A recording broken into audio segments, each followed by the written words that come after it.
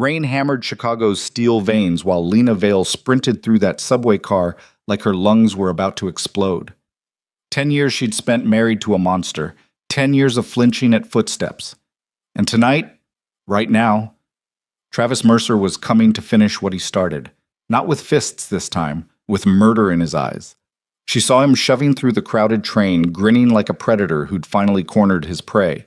No one helped, no one even looked, until a man in a black suit stood up. Calm, silent, dangerous.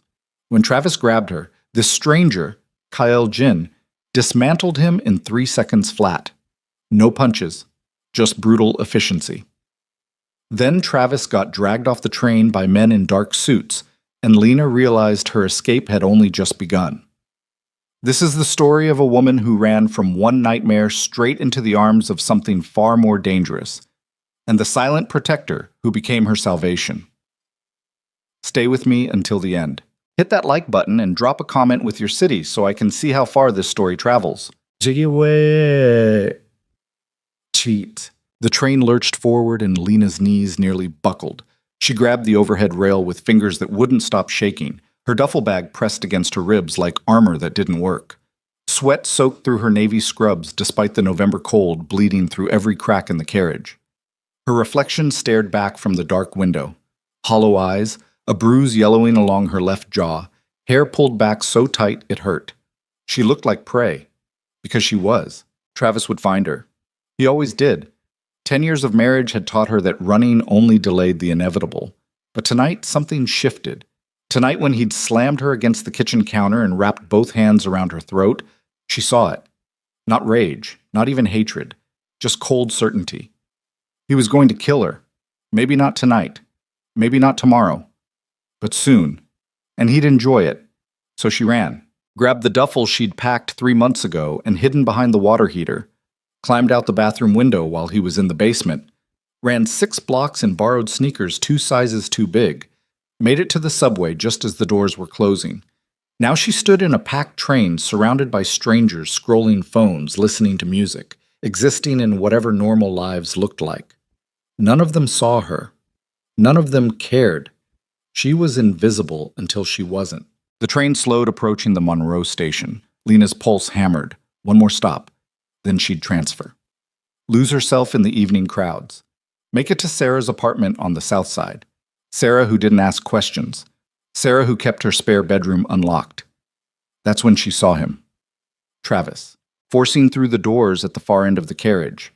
Soaked shirt clinging to that thick frame she used to find comforting before she learned what those hands could do. His eyes locked onto her instantly. He smiled. Not the fake smile he wore for coworkers and neighbors. The real one. The one that meant pain. "Lena!" he shouted over the noise of the train. People glanced up, looked away. "Baby, come on, let's go home." Her legs locked. The duffel bag slipped from her grip and hit the floor. She couldn't move, couldn't breathe, couldn't do anything except watch him shove through bodies like they were furniture, closing the distance between them with every lurching step. "You're making a scene," Travis said, quieter now. Close enough she could smell the beer on his breath. "People are staring." "Stay away from me." Her voice came out barely above a whisper. "Or what?" He laughed, reached for her arm. "You gonna call the cops? Tell them what? That your husband wants to take you home?" His fingers closed around her wrist, tightened. She tried to pull away, but his grip was iron. The train started slowing, brakes squealing. Travis dragged her toward the doors, his free hand gripping her shoulder hard enough to leave marks. "Let go." "Shut up," he hissed in her ear. "You embarrassed me enough tonight." The other passengers looked away. A woman in a business suit found something fascinating on her phone. An old man in a Cubs cap stared at the floor. A teenager in headphones bobbed his head to music he couldn't hear. No one moved. No one said a word. Then someone stood. A man in a black-tailored suit. Mid-30s, maybe? Asian features, hair swept back with that kind of precision that suggested discipline, not vanity. He didn't say anything, didn't move, just stood there in the aisle watching with eyes so calm they felt dangerous. Travis barely glanced at him. "Mind your business." The man tilted his head slightly. "Let her go." His voice was quiet, controlled, the kind of quiet that made you listen harder. "I said mind your, let Her, go. Travis's grip tightened. This is my wife. We're going home, so unless you want... The man moved. No warning, no visible tension. One moment he was standing 3 feet away. The next he was close enough Lena could smell expensive cologne and something else underneath. Gun oil, maybe, or polished steel. His hand came up, caught Travis's wrist in a grip that made the bigger man's eyes go wide, then twisted, sharp, efficient, brutal. Travis screamed. The sound cut through the carriage like a knife. His knees buckled. The man, this stranger in the perfect suit, bent Travis's arm at an angle that made Lena's stomach turn. No punches, no shoving, just leverage and precision and the kind of control that suggested he could break every bone in Travis's body without breaking a sweat. "You're hurting him," some woman shouted from the back. The stranger didn't acknowledge her, didn't acknowledge anyone. His eyes stayed locked on Travis, who was now halfway to the floor, face red, veins bulging in his neck. "If you touch her again," the stranger said, voice still terrifyingly calm, "I will find you, and what I do to you will make this feel gentle. Do you understand?" Travis tried to nod, failed, managed to choke out something that might have been yes. The train doors opened. 2 men in dark suits appeared on the platform like they'd been waiting. They didn't look like commuters. They looked like soldiers. The stranger released Travis, who collapsed forward onto his hands and knees, gasping. The 2 men grabbed him under the arms and hauled him through the doors before he could protest, before anyone could react, before the moment even registered as real. The doors closed. The train moved, and Travis was gone. Lena stood frozen, staring at the empty platform disappearing into darkness. Her wrist still burned where Travis had grabbed her. Her heart hammered so hard she thought it might crack her ribs. The stranger stood beside her, adjusting his cuffs like nothing had happened. "Are you injured?" he asked. She shook her head, couldn't find words. "You need to sit." He guided her to an empty seat with one hand barely touching her elbow. Respectful, careful.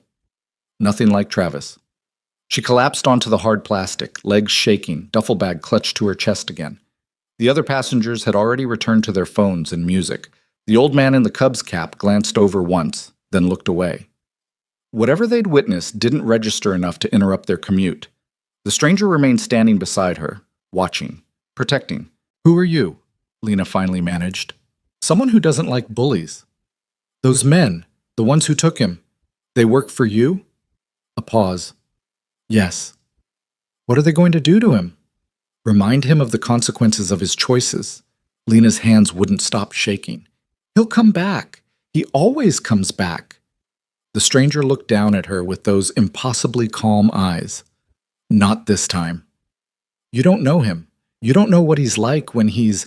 "I know exactly what he's like."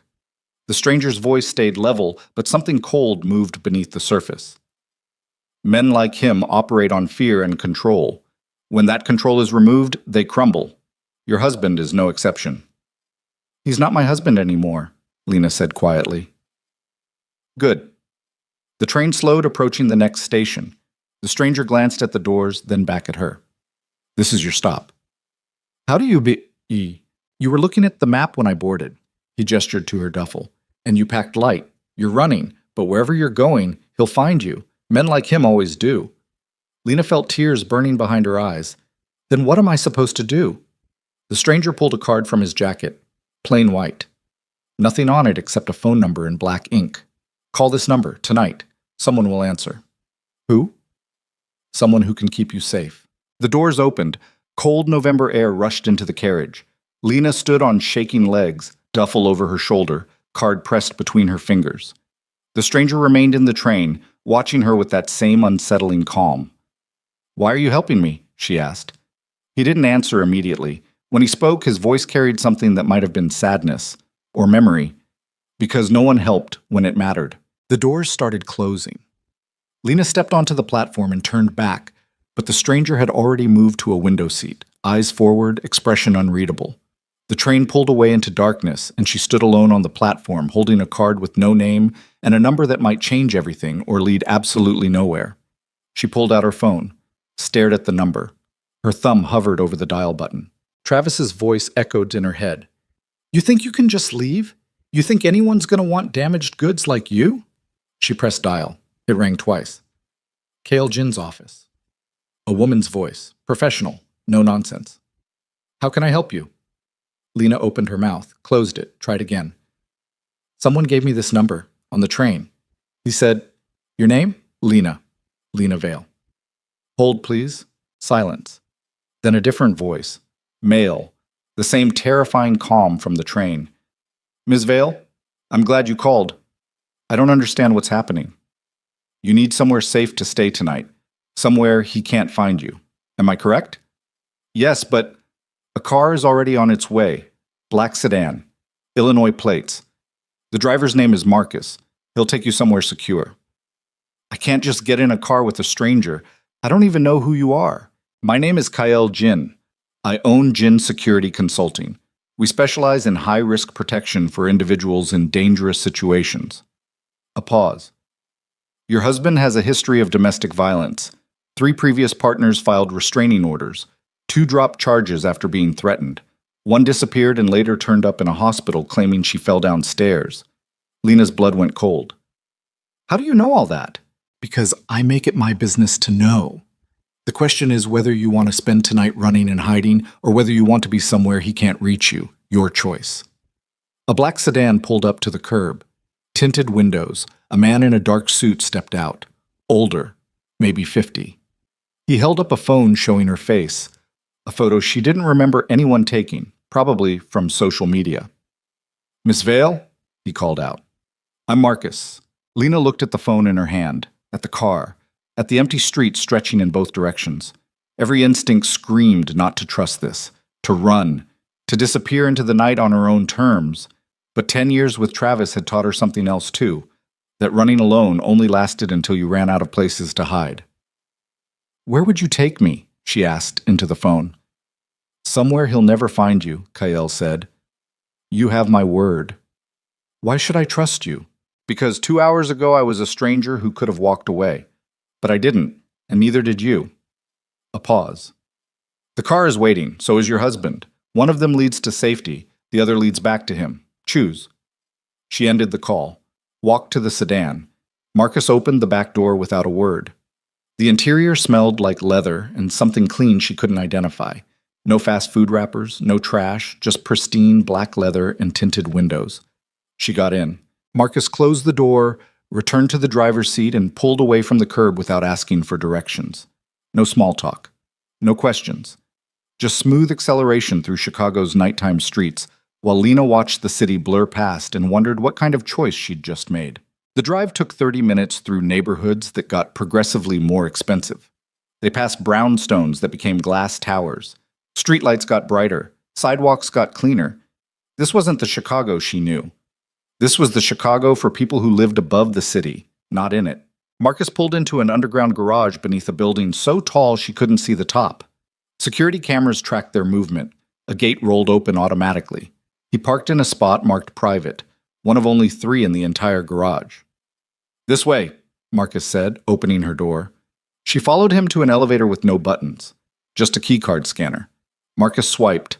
The doors opened. He stepped aside. "Penthouse is the only stop," he said. "Mr. Jin is waiting." The elevator rose so smoothly she barely felt it move. Glass walls showed the city dropping away beneath her, lights spreading out like stars. Lake Michigan, a dark void beyond the shore. She was rising above everything, above the noise, above the danger, above the life she'd known for 10 brutal years. The doors opened directly into a penthouse that looked like something from a movie. Floor-to-ceiling windows. Minimalist furniture in blacks and grays, hardwood floors polished to a mirror shine. A kitchen that probably cost more than she'd make in 5 years. And silence. Complete, perfect silence except for the faint hum of the city far below. Kyle Jin stood near the windows, hands behind his back, watching the skyline. He turned as she stepped out of the elevator. In the light of the penthouse, he looked different. Younger, maybe? Or just clearer. Sharp features, dark eyes that missed nothing. The kind of face that would be handsome if it wasn't so carefully controlled. His suit probably cost more than her car. The watch on his wrist definitely did. "Ms. Vale," he said. "Welcome." She gripped her duffel tighter. "I need to know what's happening, who you are, why you're helping me." "I told you, I don't like bullies." "That's not an answer." "It's the only one I have." He gestured to a white sofa facing the windows. Please, sit. You're safe here. How can you possibly promise that? Because this building has security. Most government facilities would envy. Because every entrance is monitored. Because I own every floor above the 40th, and the people who work for me would die before letting anyone unauthorized reach this level. He paused. And because your husband is currently being reminded that coming near you again would be the last mistake he ever makes. Lena felt her knees go weak. You're going to kill him? No. I'm going to give him the choice to walk away. Most men in his position choose survival over pride. Kyl's expression didn't change. If he's stupid enough to choose pride, that's his decision. This is insane. I don't even know you. You could be worse than him? Kyle asked quietly. You're right. You don't know me, and you have no reason to trust me. But you got in the car anyway, which means some part of you understands that staying on those streets tonight meant dying slowly or dying quickly. Those were your only options. So what? You're offering me a third option? Live in your penthouse like some kind of guest? Kale interrupted. You're a guest, not a prisoner, not an employee, not anything except someone who needs safety until she can rebuild her life on her own terms. He moved to the kitchen, poured water into a glass from a tap that probably dispensed filtered glacial runoff, brought it to her. You can leave whenever you want. The elevator works both ways, but I'd prefer you stay until your situation is resolved. Lena took the water. Her hands were still shaking. What situation? Your husband filed a missing persons report 2 hours ago, told the police you're mentally unstable and suicidal. He's very convincing. The kind of man who knows how to play victim when it suits him. Kale's jaw tightened. My people are currently ensuring the police understand the actual situation. By tomorrow morning, there will be a restraining order filed on your behalf, with evidence of domestic violence going back 7 years.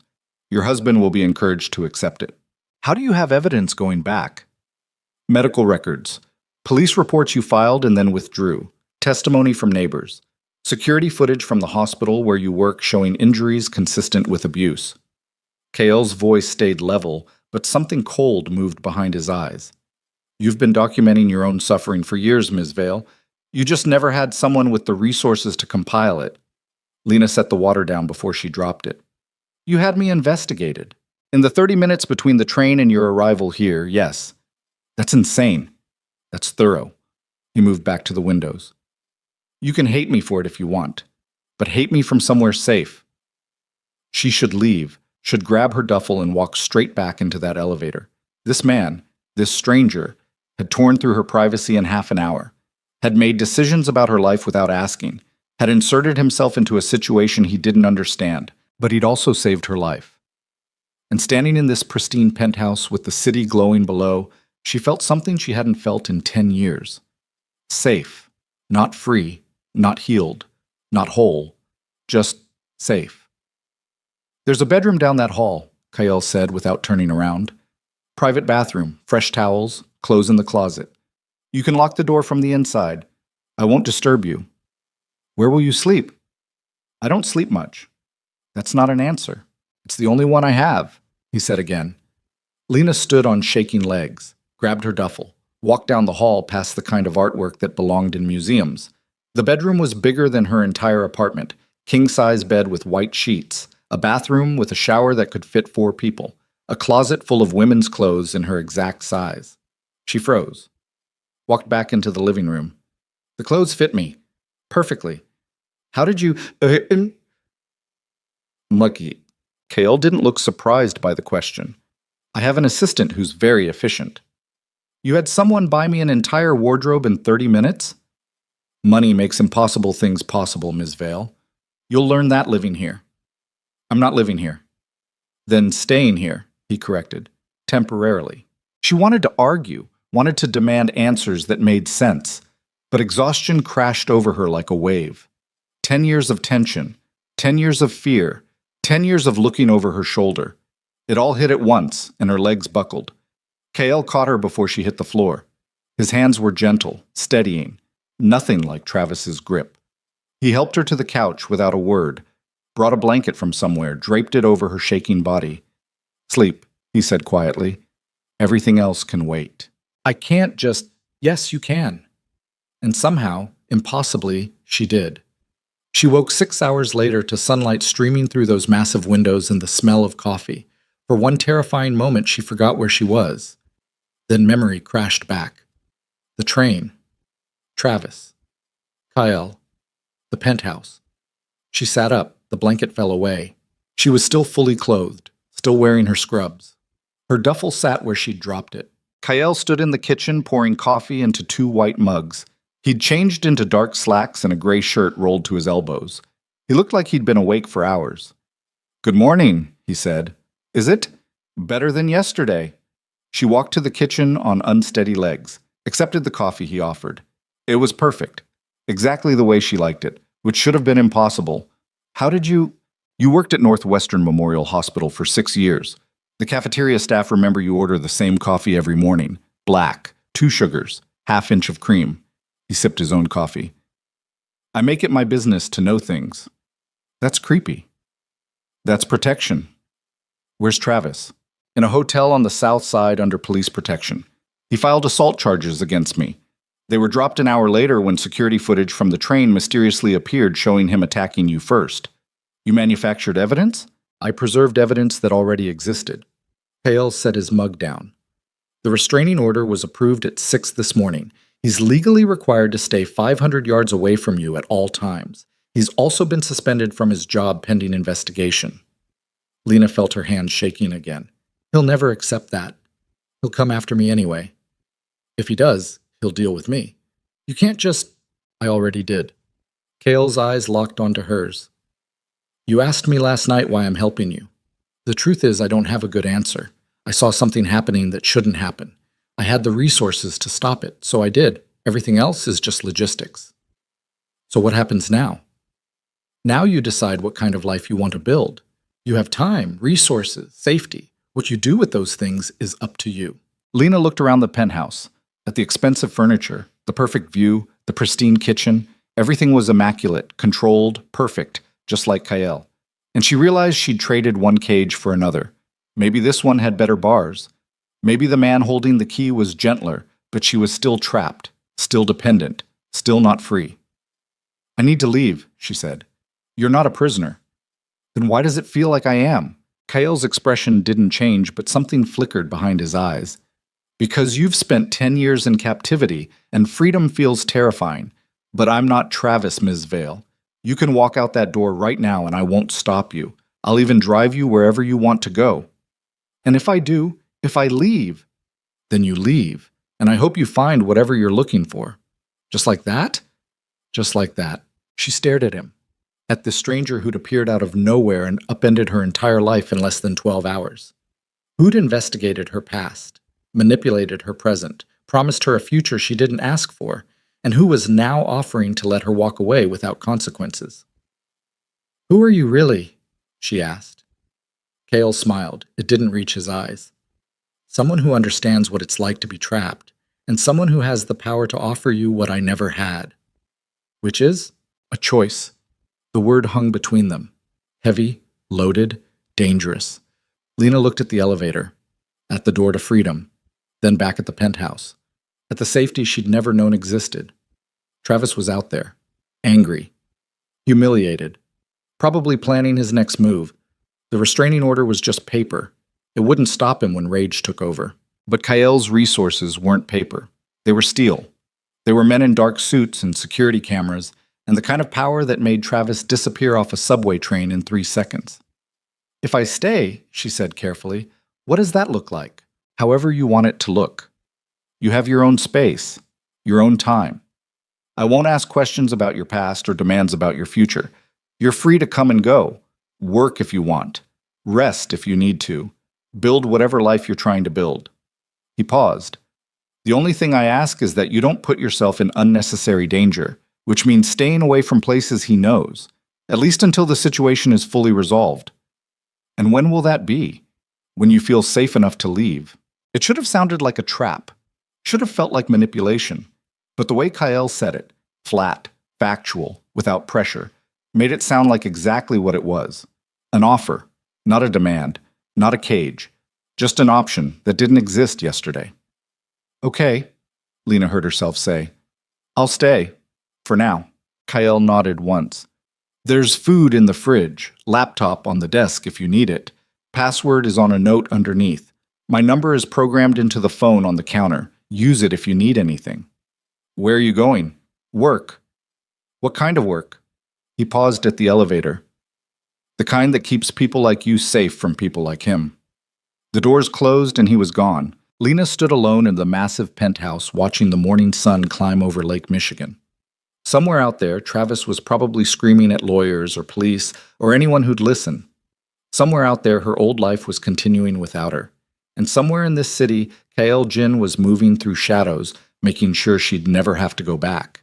She poured another cup of coffee, walked to the windows, and for the first time in 10 years, she didn't flinch when she saw her reflection.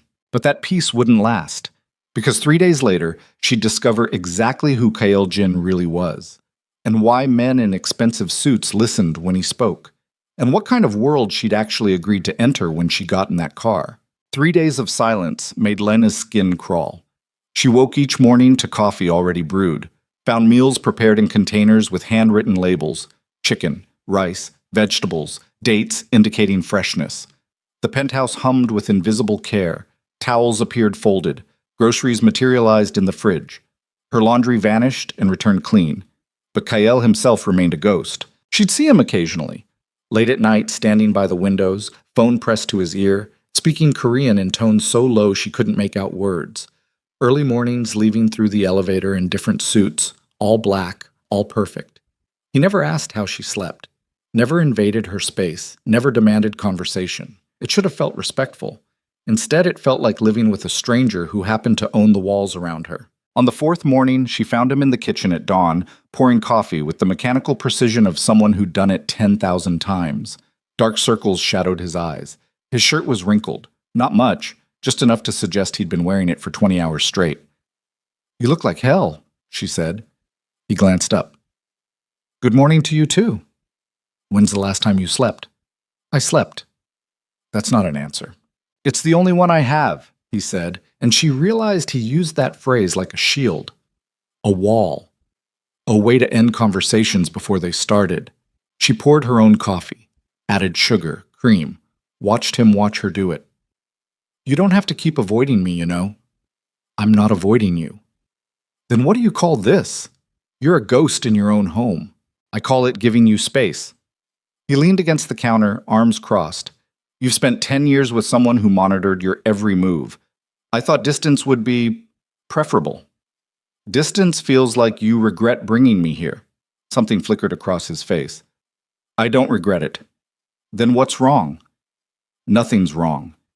"Kael, your husband violated the restraining order yesterday."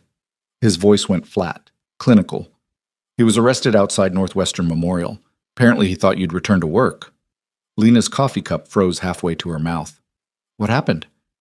"My people were already watching the hospital. They called police before he could approach anyone. He spent 12 hours in county lockup, made bail this morning. So he's out." "Yes. And you're telling me this why? To scare me? To remind me I need you?" "I'm telling you because you have a right to know." Kael's jaw tightened. "And because this morning he made a phone call from jail to his brother, who happens to work for a private security firm that handles problematic situations for people willing to pay." The air in the kitchen went cold. "What kind of problematic situations?" Lena asked. "The kind where people disappear and no one asks questions." "You think he's going to—" "I think your husband is desperate, humiliated, and stupid enough to believe violence will solve his problems. Which means you're not safe anywhere except here." Kael set his coffee down untouched. "I've increased security. There are 2 men stationed in the building lobby at all times. 3 more monitoring external access points. No one gets to this floor without biometric clearance. You're turning this place into a prison. I'm keeping you alive." "By locking me in a tower?" She slammed her cup on the counter, hard enough coffee sloshed over the rim. "I didn't escape Travis just to become someone else's responsibility." "You're not my responsibility." Kael's voice stayed level, but something sharp moved underneath. "You're my guest. And as long as you're under my roof, I will ensure no one hurts you. If that offends your sense of independence, the elevator still works. Don't give me that bullshit. You know I can't leave." "Because you're afraid." "Yes, I'm terrified. Are you happy now?" The words ripped out of her. I'm terrified every second of every day that he's going to find me, that he's going to drag me back, that next time he won't just threaten to kill me, he'll actually do it. So yeah, I'm staying in your perfect penthouse with your perfect security and your perfect coffee because the alternative is dying alone in some motel room waiting for him to kick down the door. Silence dropped between them like a blade. Cale's expression didn't change, but his hands gripped the counter edge white-knuckled. Then we're in agreement. About what? That you're staying. I don't have a choice. Everyone has a choice, Ms. Vale. Yours is between comfortable fear or dangerous freedom. Most people choose comfort. There's no shame in it. The way he said it, flat, factual, completely without judgment, made her want to throw something. You don't know anything about me. I know you're a nurse who specialized in emergency trauma. I know you worked double shifts to pay for your husband's gambling debts. I know you filed 3 police reports in 10 years and withdrawn all of them within 24 hours. I know you have a sister in Portland you haven't spoken to in 5 years because your husband forbade contact with your family. He paused. I know everything about you, Ms. Vale. What I don't know is who you'd be without him. That's none of your business. You're right, it's not. Kyle pushed away from the counter. But you're living in my home, eating my food, using my resources to hide from a man who wants to kill you. So forgive me for taking an interest in whether the person I'm protecting is actually worth protecting. The words hit like a slap. Lena stared at him, at this man who'd saved her life and then dissected it like a cadaver on an exam table, who knew her medical history and her coffee preferences and her family estrangement, who'd built a fortress around her and called it hospitality. Get out, she whispered. This is my home. Then I'll get out. She stormed toward the bedroom, started throwing clothes into her duffel with shaking hands. Didn't matter that they weren't hers. Didn't matter that she had nowhere to go. She'd sleep on Sarah's couch. She'd sleep in a shelter. She'd sleep on the goddamn street before she spent another second in this cage pretending it was sanctuary. Kyle appeared in the doorway. Where will you go? Anywhere but here. Your friend Sarah's apartment? The one Travis already knows about? The one he's probably watching right now? She froze. How do you... Because I had it surveilled yesterday. There's a dark blue Honda parked across the street from her building. Same car that followed you home from work 6 months ago. Same car that was parked outside Northwestern Memorial when Travis was arrested. Kyle's voice stayed terrifyingly calm. You can leave if you want, but you'll be dead within 48 hours. You're lying. I'm stating facts. If you don't believe me, call Sarah. Ask if anyone's been hanging around her building. Ask if she's gotten any strange phone calls. Ask if she's seen anyone matching Travis's description. Lena's hands went numb. The duffel slipped from her grip. She pulled out her phone with fingers that wouldn't cooperate. Found Sarah's number, hit dial. It rang 4 times. Lena? Oh my God, where have you been? I've been calling for 3 days. Sarah, has anyone been asking about me? A pause. What? No, Travis called yesterday looking for you, but I told him... He called you? Yeah, said you'd run off and he was worried. I told him I hadn't heard from you. Why? What's going on? Have you seen anyone hanging around your building? There's always people around. This is Chicago. Blue Honda, probably parked across the street. Another pause, longer this time. How did you know about that? Lena's stomach dropped. It's there right now? Has been for 2 days. I figured it was someone's new car or something. Sarah's voice pitched higher. Lena, what's happening? Where are you? I can't tell you. Are you safe? She looked at Kyle standing in the doorway, at the man who'd invaded her privacy and controlled her movements and built a prison cell disguised as a penthouse. I don't know. Do you need me to call the police? No, just stay away from that car. Lock your doors. Don't answer if anyone asks about me. You're scaring me. Good. Be scared. It's safer. She ended the call before Sarah could ask more questions. Kyle hadn't moved. Satisfied? He's watching her apartment. Yes. Because he thinks I'll go there. Yes. So I'm trapped here. You're protected here. Kale stepped into the room, not threatening, just present. There's a difference. Not from where I'm standing. Then change your perspective. She laughed. It came out broken. Change my perspective? You want me to be grateful? To thank you for turning my life into a surveillance state? I want you to understand that the alternative is death. His voice finally cracked, just slightly, just enough to reveal something raw underneath. I've seen what men like your husband do when they're cornered. I've cleaned up the aftermath. I've identified bodies and notified families and watched people who thought they were safe disappear because they underestimated how far obsession will go. So no, I don't want your gratitude. I want you alive. Why? The question ripped out of her. Why do you even care? Kale's expression went carefully blank. I already told you. No, the real reason. Not some bullshit about not liking bullies. Why did you get involved? Why are you spending money and resources and time on someone you don't even know? Because I can. That's not an answer. It's the only one you're getting. She wanted to scream, wanted to throw something, wanted to crack through that perfect control and find the human being underneath. Who are you really? And don't give me that security consultant garbage. Real consultants don't have private elevators and biometric security and men who make people disappear off subway trains. You should rest. Answer the question. No. Why not? Because the truth won't change anything. You'll still be in danger. I'll still be the only thing standing between you and a violent death. And knowing who I am won't make you trust me more. It'll only give you more reasons to leave. Maybe I want more reasons. Kale smiled. It looked painful. Maybe you do. He turned and walked out. Lena stood in the bedroom, surrounded by clothes that weren't hers in a home that wasn't hers under protection she didn't ask for. Her phone buzzed. Text from an unknown number. Still think you're safe? He can't protect you forever? Her hand started shaking. She dropped the phone like it burned, backed away until her shoulders hit the wall, slid down to the floor with her knees pulled to her chest, and her breath coming in short gasps that wouldn't slow down. Kale appeared in the doorway, looked at the phone on the floor, picked it up, read the message. His jaw went rigid. When did this come? Just now. He was already dialing. Marcus, I need a trace on this number. Priority 1. A pause. I don't care if it's a burner. Find the cell tower. Cross-reference with known locations. I want an address in 10 minutes. He ended the call. Looked at Lena still huddled on the floor. Did he call or just text? Just text. How did he get this number? I don't know. It's new. You gave it to me. Which means someone leaked it. Kale's voice went cold, dangerous. Or he's better connected than I thought. Can't you trace it? Already being done. He crouched down, didn't touch her, just stayed at eye level. Listen to me. This is psychological warfare. He's trying to make you panic, make you run, make you do something stupid. It's working. I know. Which is why you need to breathe. I can't. Yes, you can. In through your nose, out through your mouth. Focus on my voice. She tried. Failed. Her lungs wouldn't cooperate. Her chest felt compressed.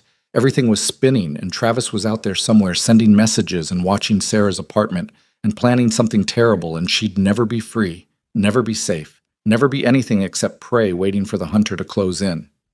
Lena? Kale's voice cut through the spiral. Look at me. She forced her eyes up. You're having a panic attack. It feels like dying. But you're not dying. You're breathing. You're safe. I'm right here. You can't promise that. Yes, I can, because I've built a career on keeping impossible promises, and I don't plan to fail now. His eyes locked onto hers. Breathe with me. In, out, in, out. She followed his rhythm, slow, steady. Her lungs started cooperating. The spinning slowed, the crushing weight on her chest eased just enough to let oxygen through. Good, Kale said quietly. Again. They sat like that for 5 minutes. Him crouched on the floor, her pressed against the wall, both breathing in sync until her heart rate dropped below catastrophic. His phone buzzed. He answered without breaking eye contact. Talk to me. A pause. Confirmed? Another pause. Good. Maintain surveillance, but do not engage. I want to know every move he makes. He ended the call. The text came from a burner phone purchased yesterday afternoon in Pilsen, same neighborhood where Travis's brother lives. So it was him, or someone working with him. Either way, he's escalating, which means we escalate too. What does that mean? It means I'm done playing defense.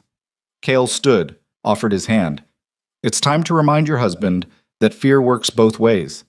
She took his hand, let him pull her to her feet. What are you going to do? Something I should have done 3 days ago. Kyle, trust me. I don't even know you.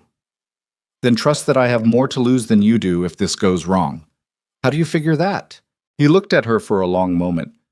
Because I don't make a habit of bringing people into my home, and I especially don't make a habit of caring whether they live or die. So if something happens to you, it means I made the wrong call. And I don't make wrong calls. Everyone makes wrong calls. Not me. He walked toward the elevator. Stay here. Lock the bedroom door. Don't open it for anyone except me. Where are you going? To have a conversation. With who? Your husband. Fear spiked through her. Are you insane? If you go near him, he'll what? Call the police? File assault charges? He already tried that. It didn't work. Hale stepped into the elevator. Sometimes the only language violent men understand is violence, and I happen to be fluent. The doors started closing. Hale, wait. But he was already gone. Lena stood alone in the penthouse, listening to her pulse hammer in her ears, walked to the windows, stared down at the city 40 stories below. Somewhere out there, Kyle Jin was hunting the man who terrorized her for 10 years, and she had no idea whether to hope he succeeded or pray he failed. 2 hours passed like decades. She paced, made tea she didn't drink, started 3 different phone calls and ended them before anyone answered, checked the locks on the bedroom door 6 times, jumped at every sound. When the elevator finally opened, she nearly collapsed with relief. Then she saw his face. Kale walked into the penthouse moving like someone who'd been in a fight. Not limping, not bleeding, but different, harder. His knuckles were red. His shirt had a tear along the collar. His eyes carried something dark she hadn't seen before. What did you do? She whispered. I made sure he understands the consequences of his choices. Did you hurt him? I convinced him that continuing down his current path would be inadvisable. That's not an answer. It's the only one you're getting. He walked past her to the bar, poured 2 fingers of whiskey, drank it in one swallow, poured another. You're bleeding. He glanced at his hand. It's not my blood. Kyle. He pulled a knife. I took it away. End of story. Did you kill him? No. Did you want to? The pause stretched too long. Yes. The confession landed between them like a grenade.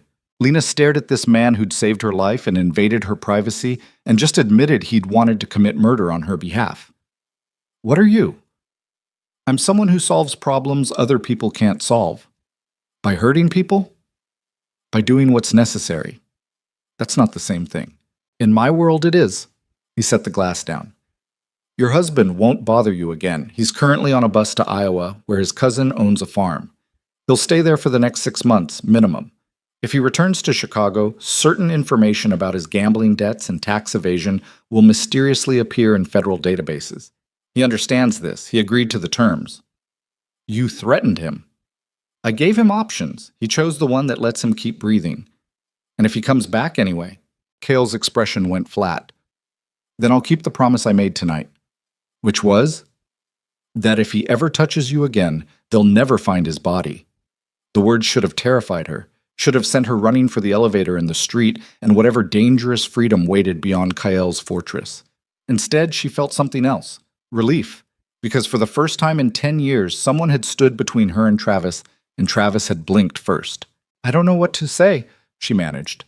You don't have to say anything. You could have killed him. Yes, but you didn't. No. Why not?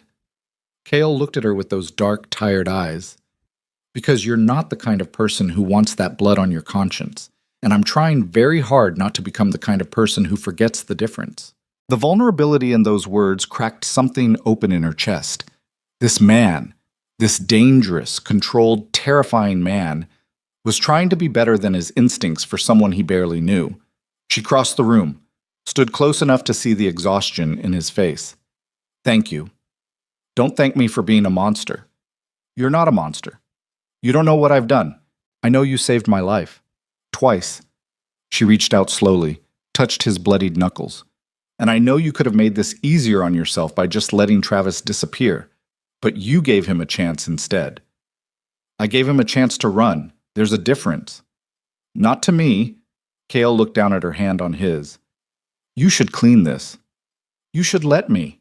He didn't pull away, didn't protest, just followed her to the bathroom where she ran warm water and clean dried blood from his knuckles with the same careful precision she'd used on 1,000 trauma patients.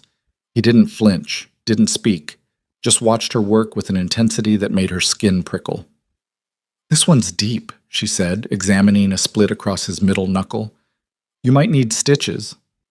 "I've had worse." "That's not comforting. It's not meant to be." She found butterfly bandages in the medicine cabinet, applied them with steady hands. "You do this often? Beat people up for strangers?" "You're not a stranger anymore." "Then what am I?" He didn't answer, just pulled his hand back gently once she finished. "You should sleep.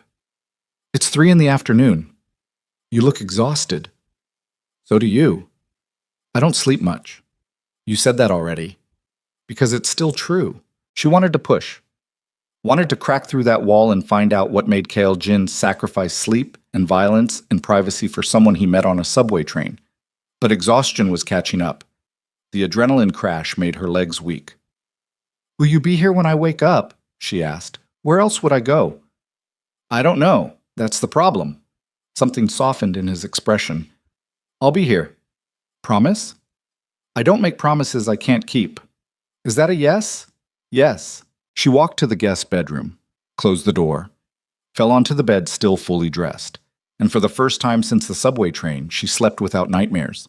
When she woke, the sun was setting. The penthouse glowed orange through those massive windows.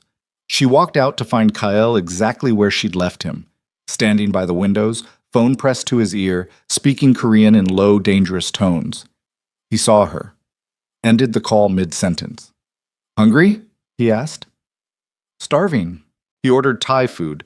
They ate on the couch overlooking the city while CNN played on mute, and neither of them mentioned Travis or Iowa or blood on knuckles. It felt almost normal, almost like two people sharing a meal instead of a predator and prey negotiating survival. "Can I ask you something?" Lena said. "You can ask. I might not answer." "Why don't you sleep?" Kale set his fork down. "Why do you think?" "Nightmares?" "Something like that." "About what?"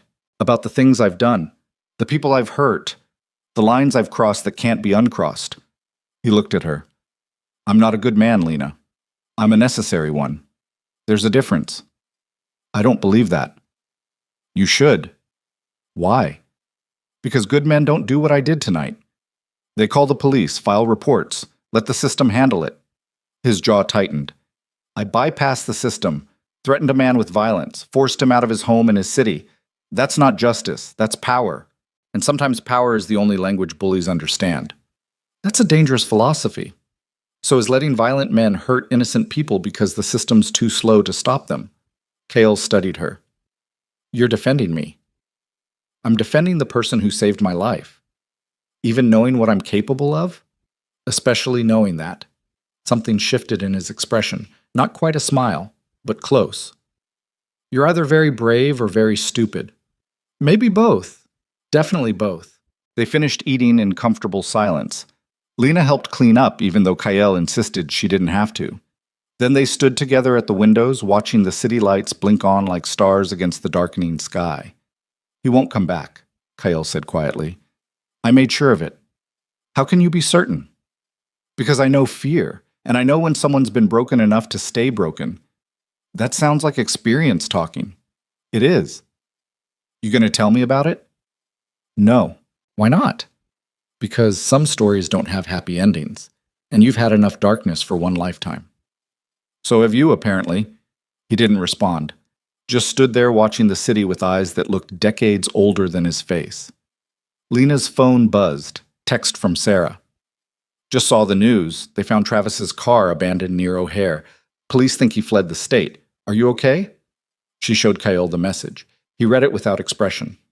"That was fast. You leaked the car location." "I suggested where they might want to look."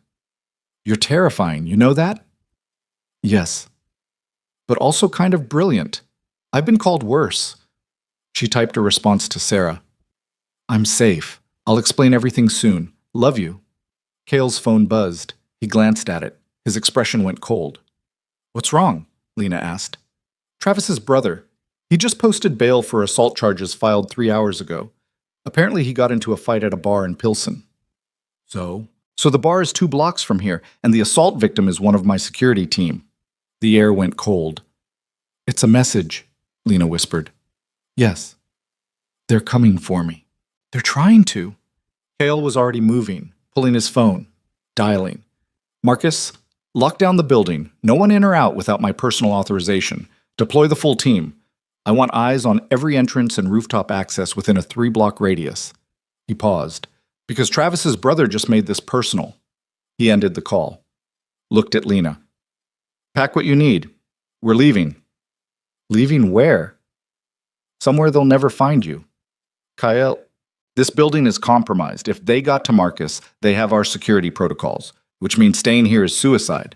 He was already pulling a go bag from a hidden closet. We have maybe 20 minutes before they make their move. Maybe less. How do you know they're coming tonight?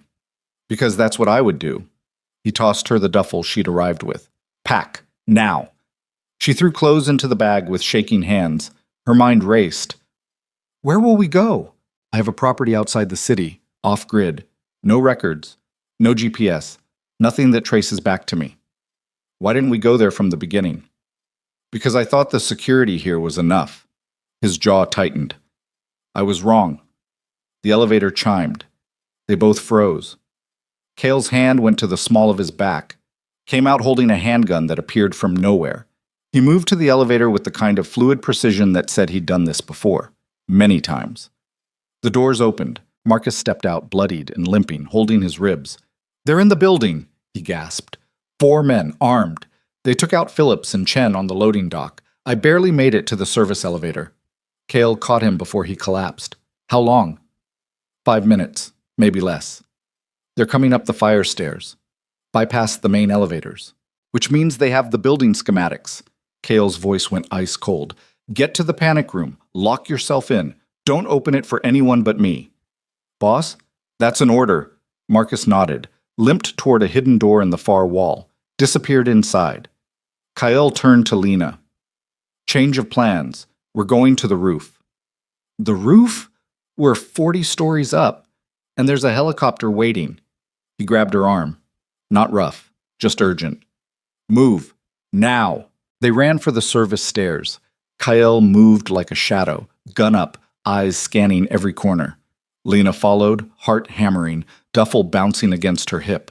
They climbed 3 flights before hearing voices below. Male, angry, armed. Kale grabbed her, pulled her into a maintenance closet, pressed his back against the door, put a finger to his lips. Footsteps thundered past. Top floor. That's where they said she'd be. And Jin? Kill him if you have to. The contract's for the girl. Contract. The words settled in Lena's stomach like ice. They waited until the voices faded. Then Kyle pushed out of the closet and kept climbing. Faster now. Lena's legs burned. Her lungs screamed. But she didn't stop. They burst onto the roof into cold wind and city noise. A helicopter sat 50 feet away, rotors already spinning. A pilot waved them over. Kale pulled Lena across the roof at a dead run. Gunshots cracked behind them. Kale spun. Returned fire. 3 controlled shots that dropped someone back through the roof access door. Get in, he shouted. Lena dove into the helicopter. Kyle followed. The pilot pulled up before the door even closed. The city tilted sickeningly as they banked hard and climbed. More gunshots from below. Something pinged off the helicopter's skid. Then they were above the buildings, above the danger, above everything. Lena pressed against the window, watching the penthouse shrink below them, watching the life she'd built for 4 days disappear into urban sprawl and flashing police lights. Where are we going? She shouted over the rotors. Kyle's expression was carved from granite. Somewhere they'll never follow. How did they find us? Someone talked. Someone always talks. Your people? Maybe. Or someone close to Travis is better connected than I thought. He stared out the window. Either way, we can't go back. Not until this is finished. What does finishing it look like? He turned to her, and in his eyes she saw something that made her blood run cold. Not fear, not anger, just cold, calculated certainty. It looks like war. The helicopter cut through darkness like a blade through water. Below them, Chicago became a grid of light bleeding into farmland, then forest, Then nothing except black earth and the occasional glow of isolated houses. Lena pressed her forehead against cold glass and watched civilization disappear. Kael sat across from her, gun resting on his thigh, phone pressed to his ear. He'd been making calls for 20 minutes. Same conversation repeated in 3 languages. Korean, English, something that sounded like Mandarin. His voice stayed flat, clinical, like he was discussing stock portfolios instead of coordinating a war. "How much further?" she shouted over the rotors. 30 minutes. "Where are we going?" "Wisconsin, near the Michigan border. Property's been in my family for 15 years. No records tying it to me, no utilities under my name. Nothing that shows up in databases." "Your family?" It was the first personal detail he'd volunteered. "I didn't know you had family." "I don't. Not anymore." He ended his call, stared out into darkness. "My father bought the land before he died. Never got around to building on it. I finished what he started 5 years ago." "Why keep it secret?" "Because everyone needs a place the world can't find." He looked at her. "Even me." The helicopter descended through low clouds into a clearing surrounded by dense pine forest. A structure emerged from shadows. Not a cabin, exactly. More like a fortress disguised as one. Stone and steel and reinforced glass. Solar panels on the roof. Generator visible through trees. High walls camouflaged with natural wood. They landed on a concrete pad hidden beneath overhanging branches. The pilot killed the rotors. Silence crashed down like a physical weight. "This is it?" Lena asked. "This is it." Kael jumped out, extended a hand. "Welcome to the end of the world." She took his hand, stepped onto solid ground for the first time in an hour. Her legs shook. Adrenaline crash catching up. Kael steadied her with one hand on her elbow while grabbing both duffel bags with the other. "James will stay with the helicopter," he said to the pilot. "Radio silence unless it's an emergency." James nodded. "Understood, boss." Kael led her across the clearing to the structure. Biometric scanner beside a steel door. He pressed his palm against it. The door clicked open with hydraulic precision. Interior lights flickered on automatically. The inside looked nothing like the outside suggested. Where she'd expected rustic cabin aesthetic, she found something closer to a bunker. Concrete floors. Minimalist furniture. A kitchen that looked military-grade efficient. Monitors lining one wall showing security camera feeds of the surrounding forest. Gun safe in the corner. Medical supplies stacked in clear containers. This wasn't a vacation home. This was a war room. "How long have you been preparing for this?" Lena whispered. "Since the day I realized the life I chose came with permanent enemies." Kael dropped the bags, started checking monitors. "There's a bedroom down that hall. Bathroom has a shower. Clothes in the closet should fit."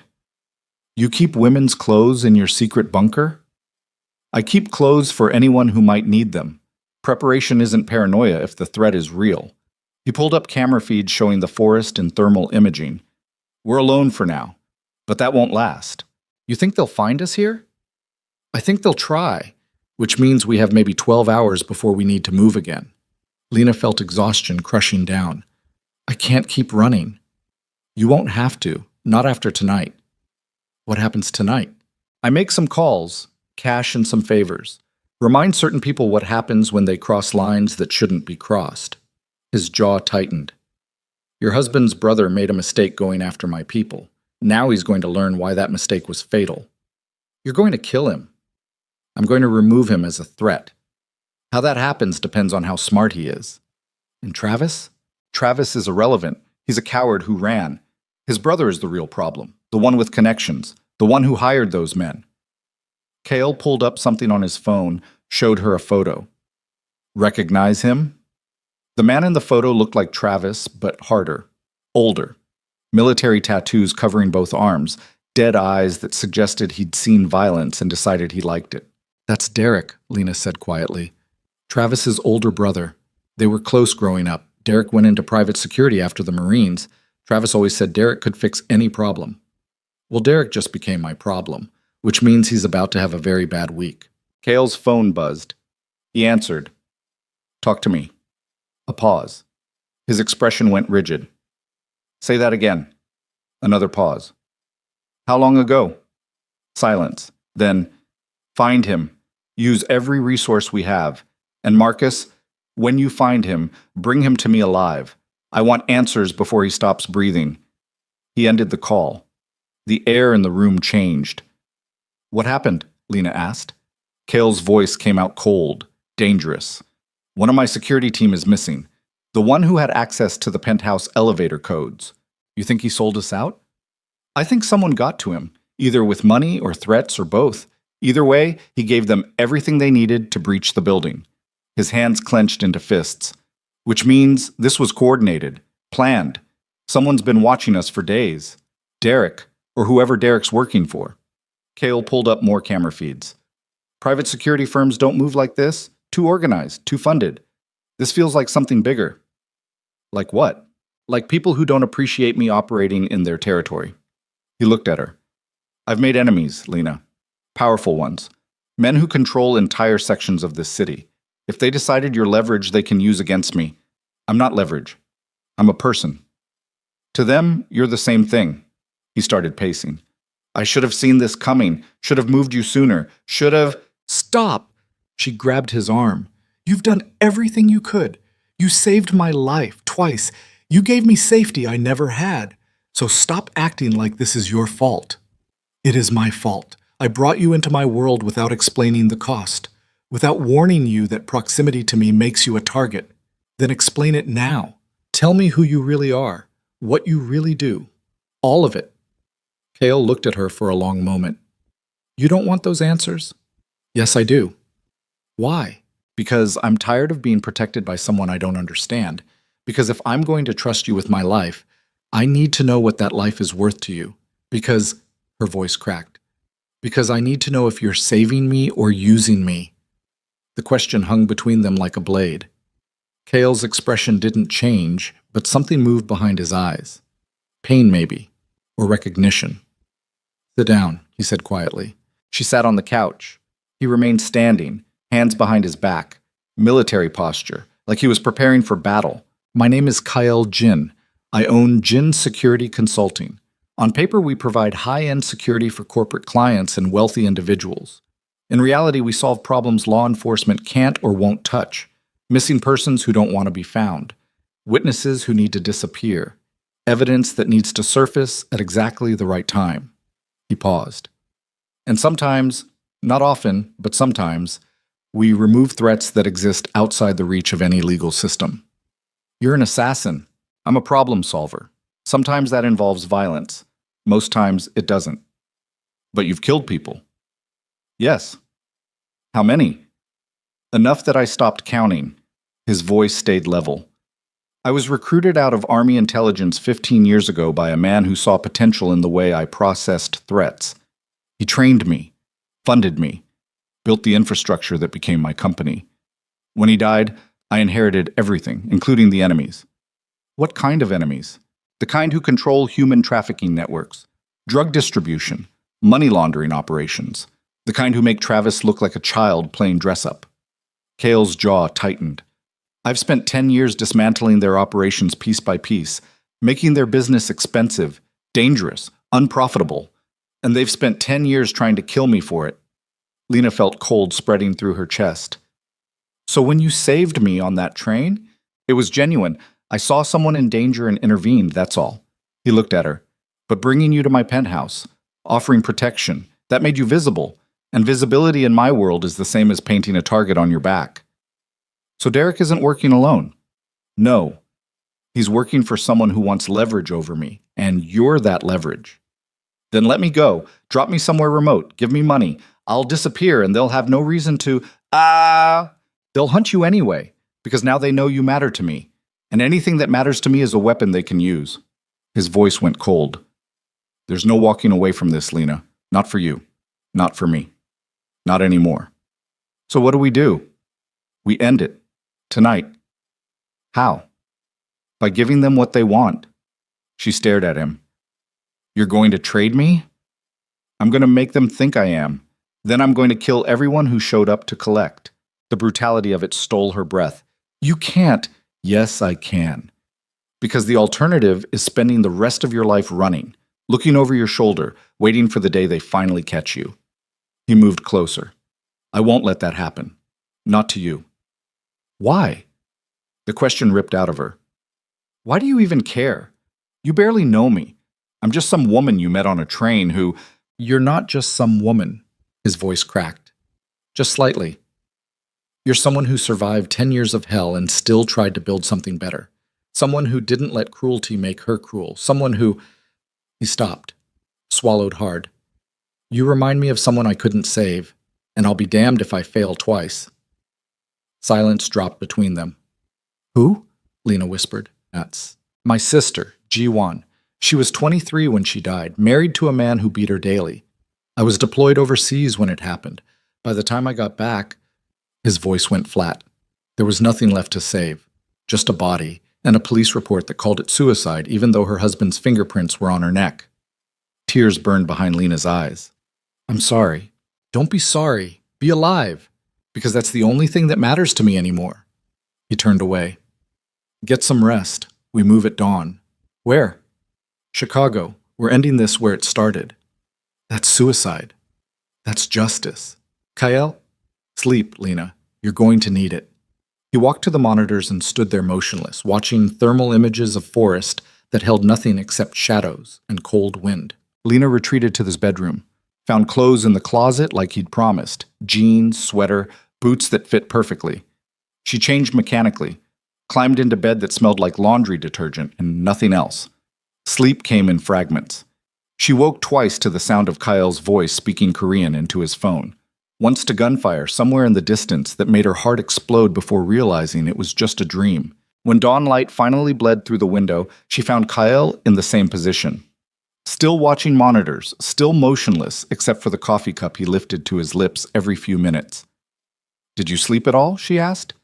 No. You need to rest. I'll rest when this is over. She walked to the kitchen, poured coffee, joined him at the monitors. What's the plan? We fly back to Chicago in 2 hours. I've arranged a meeting with the people who put the contract out on you. They think I'm bringing you in exchange for safe passage out of the city. And really? Really, I'm bringing 40 pounds of C4 wired to a dead man's switch. The second they confirm who ordered the hit, I detonate. Lena's coffee cup froze halfway to her mouth. You're going to blow them up? I'm going to remove them from the equation, permanently. That's mass murder. That's war. And in war, you don't negotiate with people who want you dead. You kill them first. He finally looked at her. You don't have to come. I can leave you here with James. He'll keep you safe until— I'm coming. This isn't your fight. Yes, it is. They came after me. They used me to get to you. I don't get to pretend I'm not part of this anymore. Kyle studied her. You might see things you can't unsee. I've already seen things I can't unsee. At least this time I'll be standing next to someone who can fight back. Something shifted in his expression. Not quite approval, but close. Get ready. We leave in 90 minutes. She showered, changed into clothes that felt like armor. Boots, dark jeans, a jacket with pockets deep enough to hide anything. When she emerged, Kyle was strapping on tactical gear, vest, weapons harness. Enough ammunition to start a small war. You expecting a fight? She asked. I'm expecting betrayal, which is worse than a fight. At least in a fight you know where everyone stands. They walked to the helicopter in silence. James had the rotors already spinning. Kyle helped her climb in, then followed. The forest dropped away beneath them. Lena watched the bunker disappear into trees and wondered if she'd ever see it again. The flight back to Chicago took 40 minutes. They landed on a private helipad near the docks. Industrial area. Empty warehouses. The kind of place where screams wouldn't carry and bodies could disappear into Lake Michigan without questions. A black SUV waited. Marcus stood beside it, arm in a sling, face bruised but eyes clear. Status? Cale asked, jumping out. Jumping. They're waiting at the old textile factory, 6 blocks west. Confirmed 8 hostiles minimum. Derek Mercer is there. So is his employer. Who's the employer? Viktor Sokolov. Kyle went rigid. Sokolov? The Sokolov? Yes, sir. That's impossible. Sokolov's been off-grid for 3 years. Intelligence said he was dead. Intelligence was wrong. Marcus handed him a tablet showing surveillance photos. He surfaced 2 weeks ago. Started consolidating power. Your operations in the South Side cut into his distribution network. He's been looking for leverage. Cale stared at the photos, at a man in his 50s with dead eyes and a scar running from temple to jaw. This changes everything. Why? Lena asked. Who's Viktor Sokolov? He's the man who controls most of the organized crime in the Midwest. Human trafficking, weapons smuggling, contract killings. If he's behind this, Kale's jaw clenched. Then this isn't about you at all. It's about removing me before I dismantle his entire operation. So I'm bait. You're the excuse. I'm the target. He looked at Marcus. Tell me you have a plan. I have half a plan. The other half depends on how stupid they think you are. Walk me through it. Marcus pulled up building schematics on the tablet. Factory has 3 entrances. Main loading bay, side door, roof access. They'll expect you to come through the bay with Lena as promised. We position snipers on rooftops. The second Sokolov confirms he's behind the contract, we light them up. 30 seconds. Clean sweep. Collateral damage? Acceptable. The building's empty except for them. Kyle studied the schematic. It's too clean. Sokolov didn't survive 20 years in this business by being predictable. There's something we're missing. Then we adapt. Or we walk into an ambush. Kale's phone buzzed. He answered, listened. His expression went from stone to ice. When? A pause. Send me the coordinates. He ended the call. What happened? Lena asked. Lena, they found my missing security officer, Daniels. He's dead, throat cut, dumped in an alley 3 blocks from the factory. So they cleaned up loose ends, Marcus said. Or they're sending a message. Kale pulled up a map. The alley where they left him. It's directly in line of sight from the factory roof, which means they wanted us to find him, Marcus finished. They're watching us right now. Which means they know we're here, know we're planning something, know. Kale's eyes went wide. Get down. He tackled Lena to the ground as the SUV exploded. Heat washed over them, metal screaming, shrapnel pinging off concrete. Marcus dove behind a shipping container. The helicopter pilot wasn't fast enough. The blast caught him mid-run and threw him 20 feet into a concrete wall. He didn't move after landing. Kale covered Lena's body with his own while debris rained down. 30 seconds of chaos.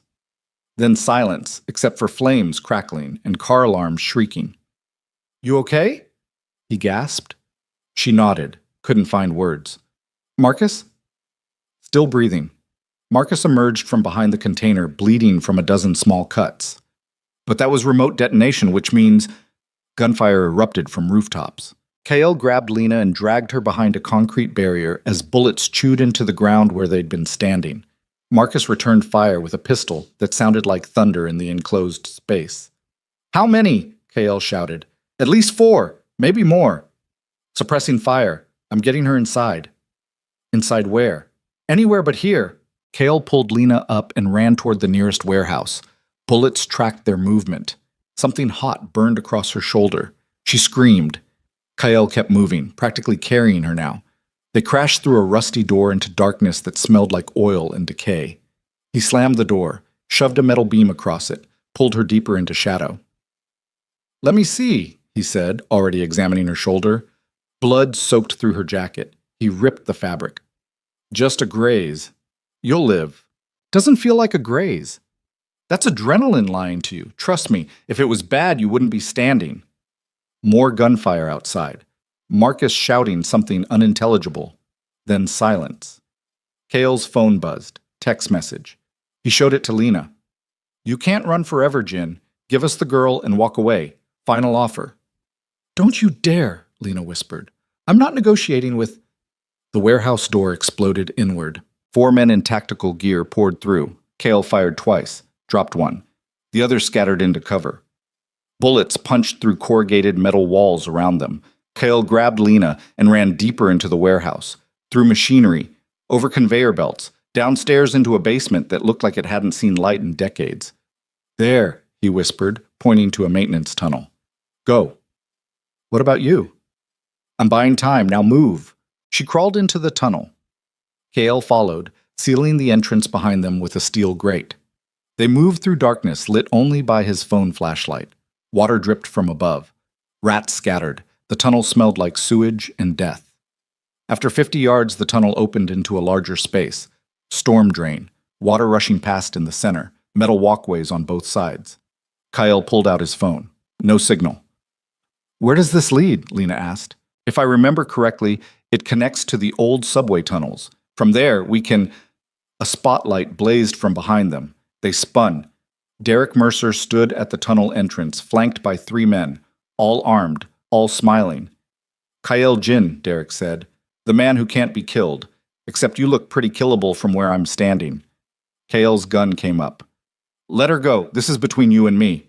No, this is between you and Victor, and what Victor wants, Victor gets. Derek stepped closer. Did you really think you could dismantle his empire without consequences? You've cost him millions. Dozens of operations shut down, associates arrested or killed, and all because you think you're some kind of hero. I'm not a hero. I'm a problem solver, and men like Victor are the problem. Then solve this. Derek raised his gun, aimed it at Lena's head. Drop your weapon or I put a bullet in her brain. You have 3 seconds. 1. Kale's gun clattered to the walkway. Good boy. Now kick it into the water. He did. Derek smiled. See? You're not so tough without your guns and your money and your people. You're just another man who made the wrong enemies. And you're just another thug who thinks working for Sokolov makes you powerful. But you're wrong. You're disposable. The second you've served your purpose, he'll throw you away like he's thrown away everyone else stupid enough to trust him. You trying to turn me against my employer? That's pathetic.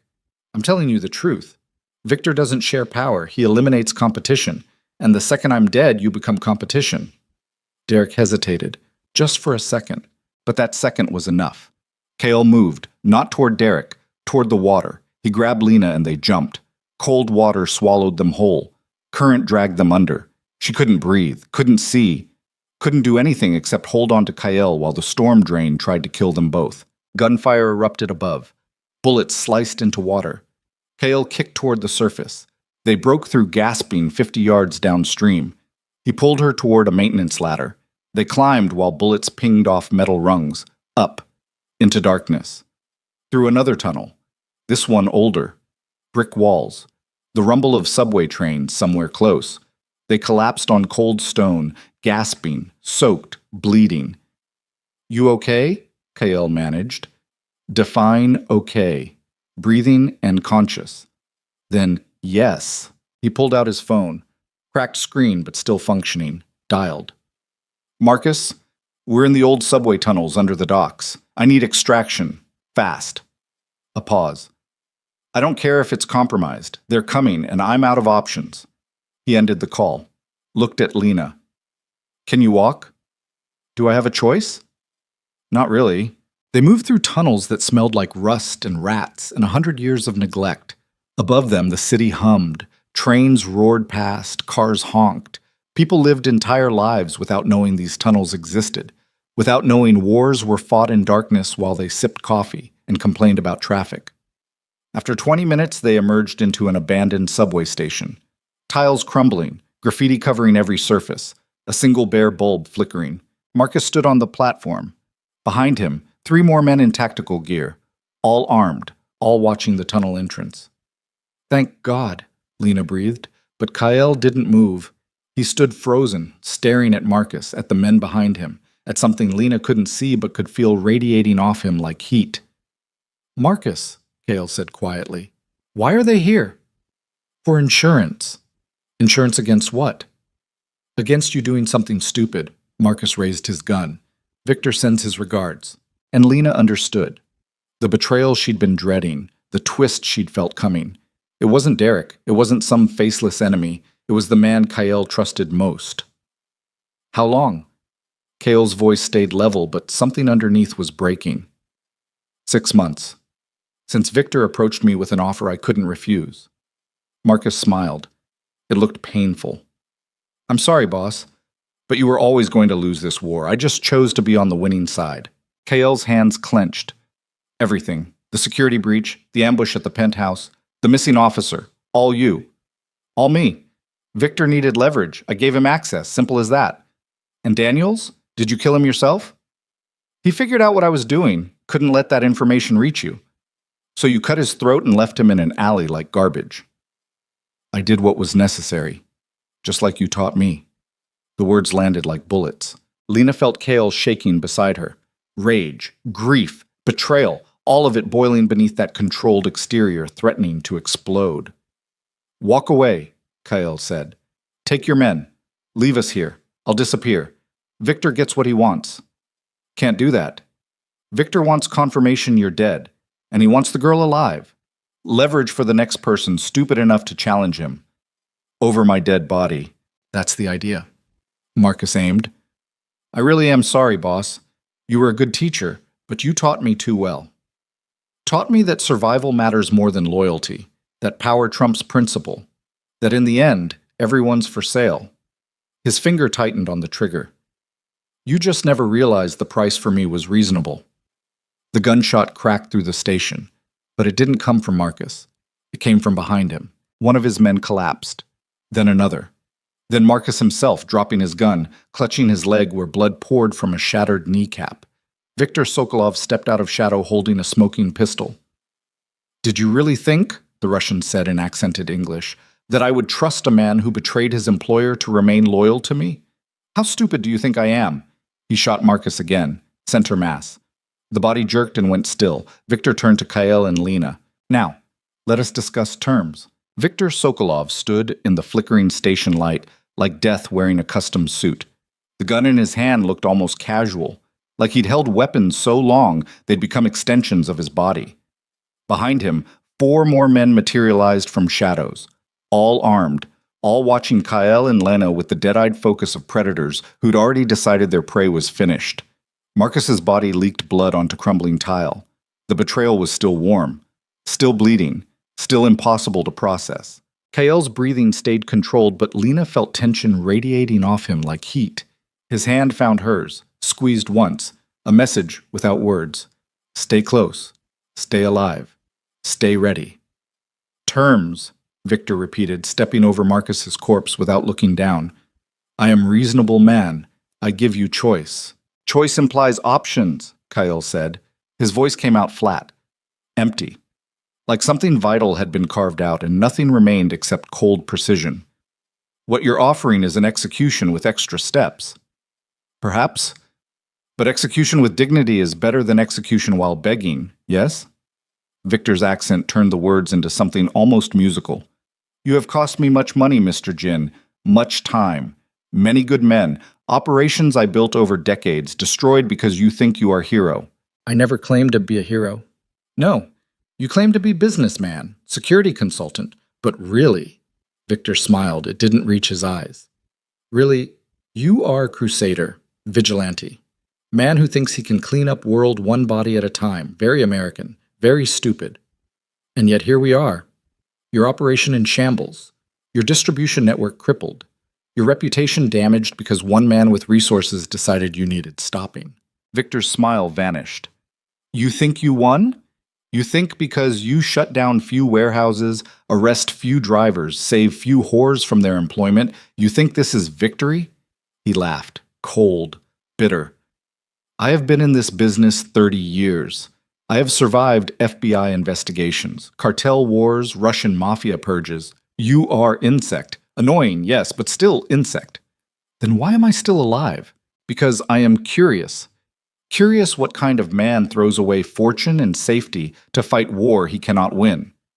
Curious what drives you. Victor stepped closer. So I ask directly, why? Why do you care about prostitutes and drug addicts and broken women no one else wants? What are they to you? Kael's jaw tightened. They're people. That's enough. No, is not enough. People die every day. You don't cry for them. You don't wage war for them. Victor's eyes narrowed. There is something personal, something that drives you beyond reason. I want to know what. You don't get that information. Then I take it from your corpse. Victor raised his gun. Wait. Lena's voice cracked through the tension. You want to know why? I'll tell you why. Lena, don't call... Kael started. His sister, Ji-won. She was murdered by her husband, beaten to death, and the police called it suicide because her husband had connections. Money. Power. Lena felt tears burning. Kael couldn't save her, so he saves everyone else, every woman who reminds him of her, every person trapped in situations they can't escape. He's not a crusader. He's not a hero. He's just a brother who failed once and refuses to fail again. Silence dropped like a guillotine blade. Victor studied Kyle with new interest. This is true? Kyle said nothing. Answer me. Yes. And this woman? Victor gestured at Lena. She is surrogate? Replacement for sister you could not protect? She's someone who deserves better than dying in a subway tunnel because men like you treat human beings like property. Property, Victor tasted the word. Interesting choice, because that is exactly what she is now, my property, leverage to ensure you stop interfering in my business. I'll never stop. Then you die tonight, and she lives as a reminder of what happens when people cross me. She will work in my houses, service my clients, and every night she will remember that you chose your crusade over her survival. Victor's smile returned, cruel, predatory. Unless you make better choice. What choice? You walk away. Tonight. Forever. Leave Chicago, leave America. Never speak of me or my operations again. Do this and I let her go. Free. Unharmed. Clean slate. Cale's hand tightened around Lena's. You're lying. Perhaps. But you will never know unless you try. Victor lowered his gun. So, what is more important?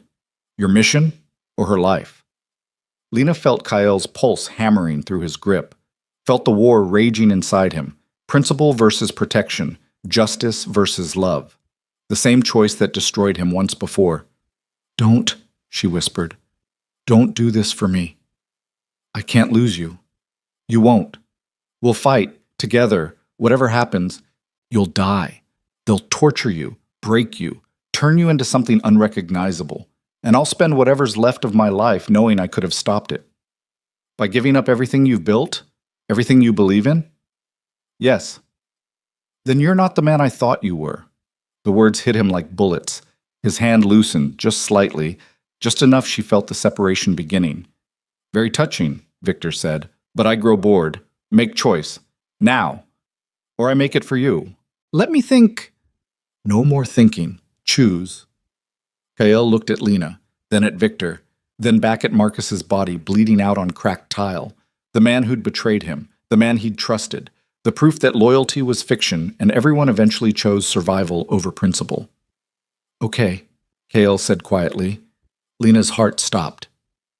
Kyle, no. I'll walk away. Give you my word I'll never interfere again. Just let her go. Victor smiled. See? Was not so difficult. But I need more than words. I need insurance. What kind of insurance? Simple.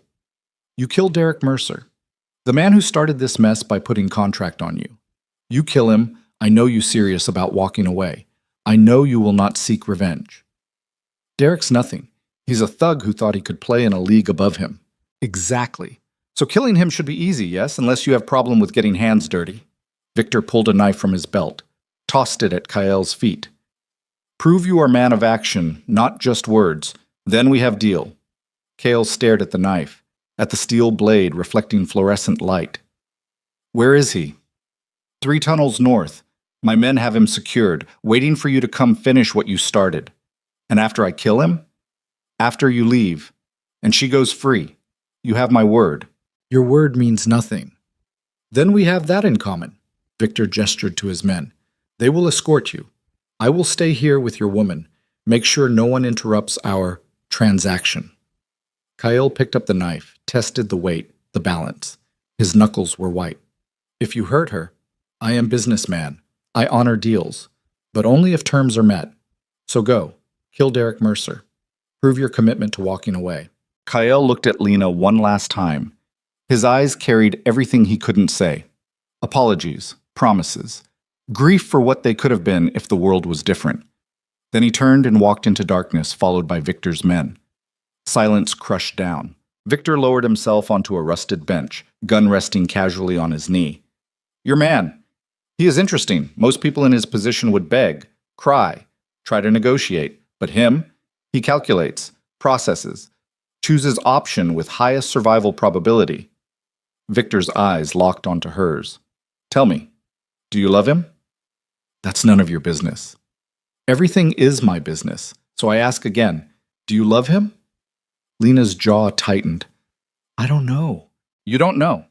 How American, how convenient. He lit a cigarette, took a long drag. In my country, Love is not complicated. You love someone, you do anything for them. You lie, you steal, you kill. Because love without sacrifice is just transaction. Is that what you tell yourself? That your business is justified because people make transactions? People make choices. I simply provide options. He exhaled smoke that curled toward water-stained ceiling. Your husband, Travis.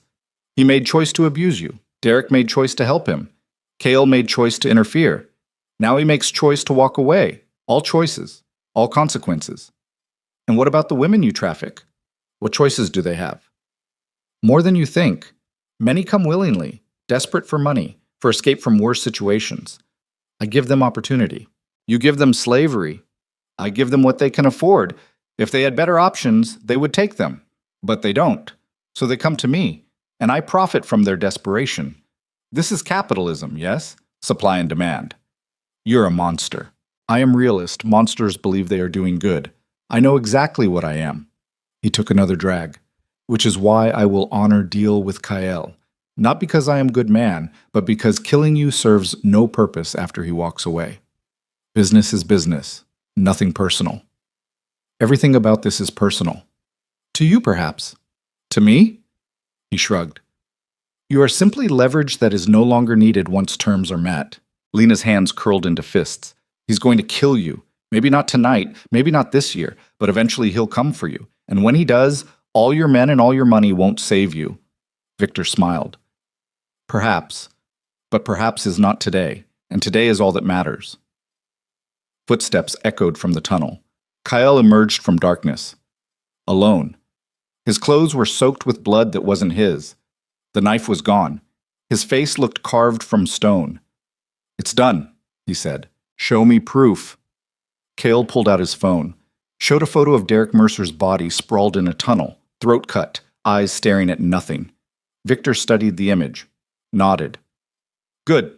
You keep word. I keep mine. He gestured to his men. Let her go. No one moved.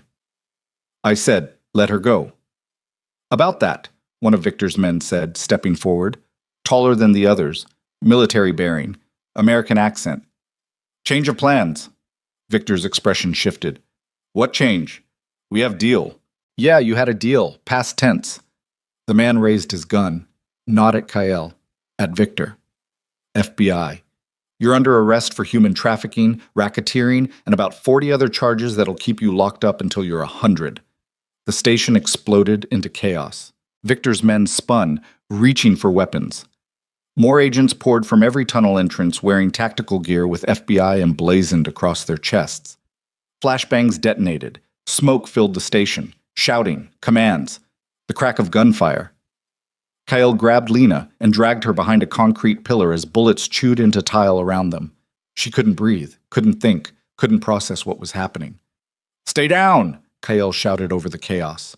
What's happening? What's happening is I played everyone. He pulled a radio from his pocket. Marcus wasn't the only one wearing a wire. I've been feeding information to FBI for 6 months. Tonight was the trap. You knew? You knew Marcus betrayed you? Not until tonight. But I knew someone had leaked information, so I made sure every conversation was recorded, every location tracked, everything documented. His eyes burned with something feral.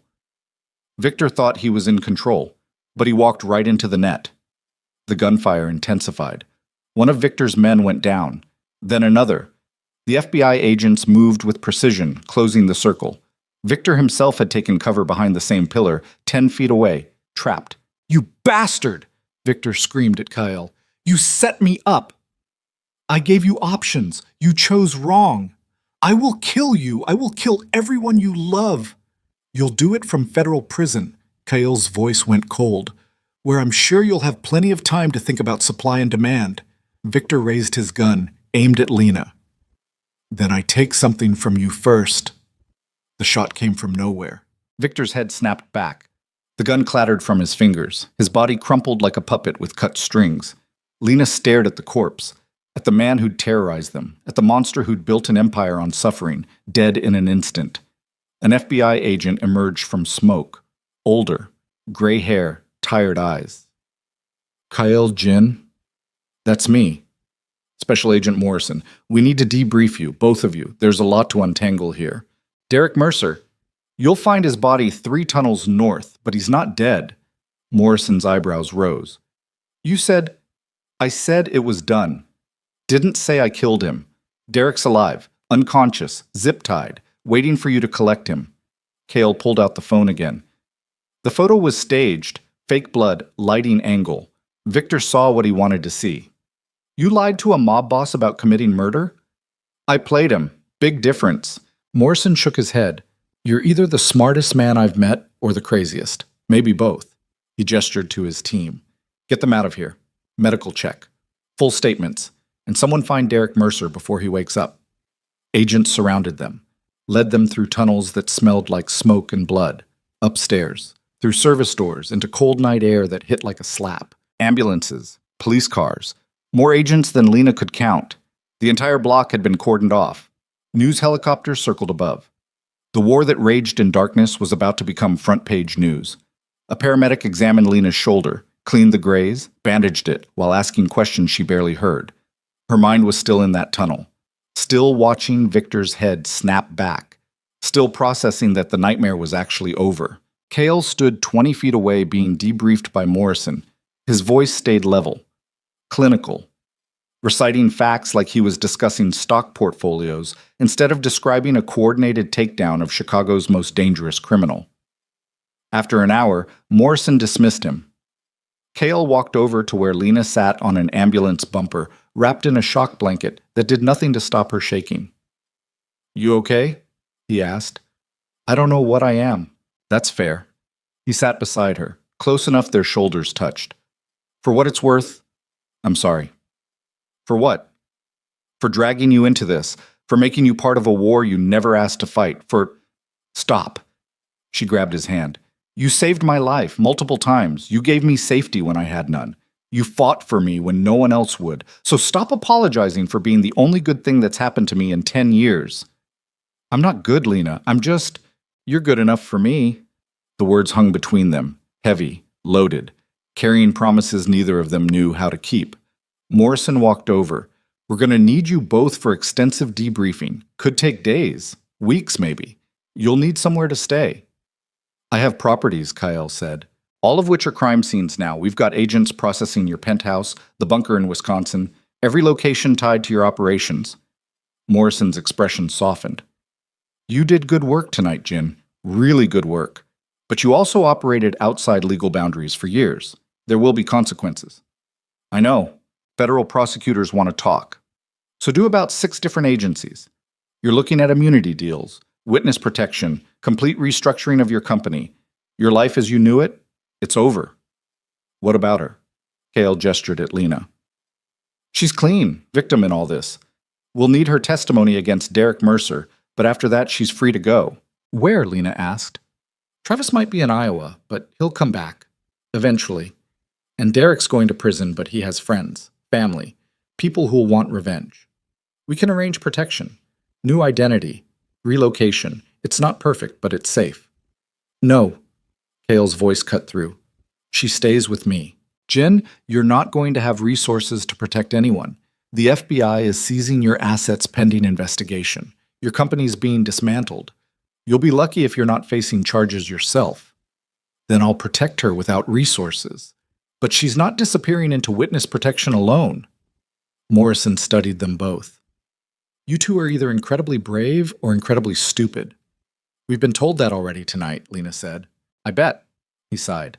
Fine. We'll work something out, but right now you both need rest, medical evaluation, and about 1,000 forms signed. He gestured to a waiting card. Agent Parker will take you to a safe house. We'll continue this conversation tomorrow. They climbed into the car, drove through Chicago streets that looked surreal after everything. Normal people living normal lives, going to bars, hailing cabs, arguing about parking spaces.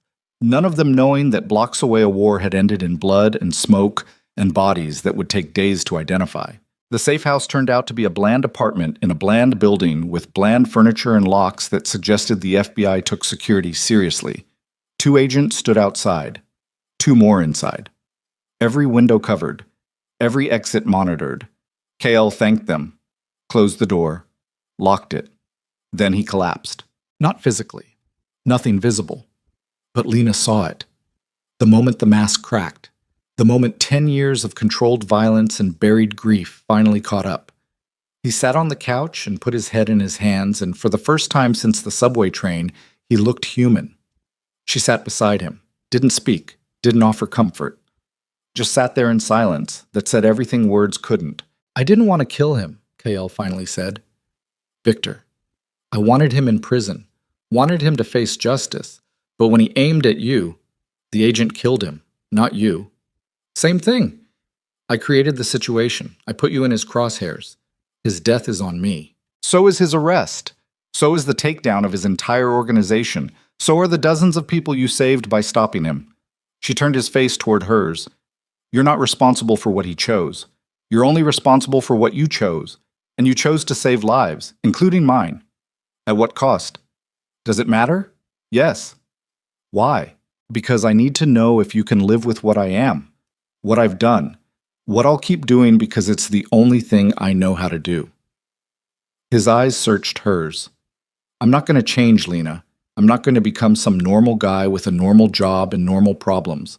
I'm always going to be the person who sees suffering and can't walk away. The person who solves problems with violence when violence is the only language people understand. If you stay with me, that's the life you're choosing. And if I want that life, then you're as crazy as I am. Good. I've been looking for someone on my level. He almost smiled. Almost. We don't even know if we'll survive the next week. FBI could decide I'm more useful behind bars. Derek could make bail. Travis could come back. Victor's people could want revenge. There are 1,000 ways this ends badly. Then let's make sure it doesn't. How? By doing what we do best. You fight, I survive. Together we figure out what comes next. Kael looked at her for a long moment. Then he kissed her. Not gentle, not careful, but desperate, urgent. Like a man drowning, and she was air.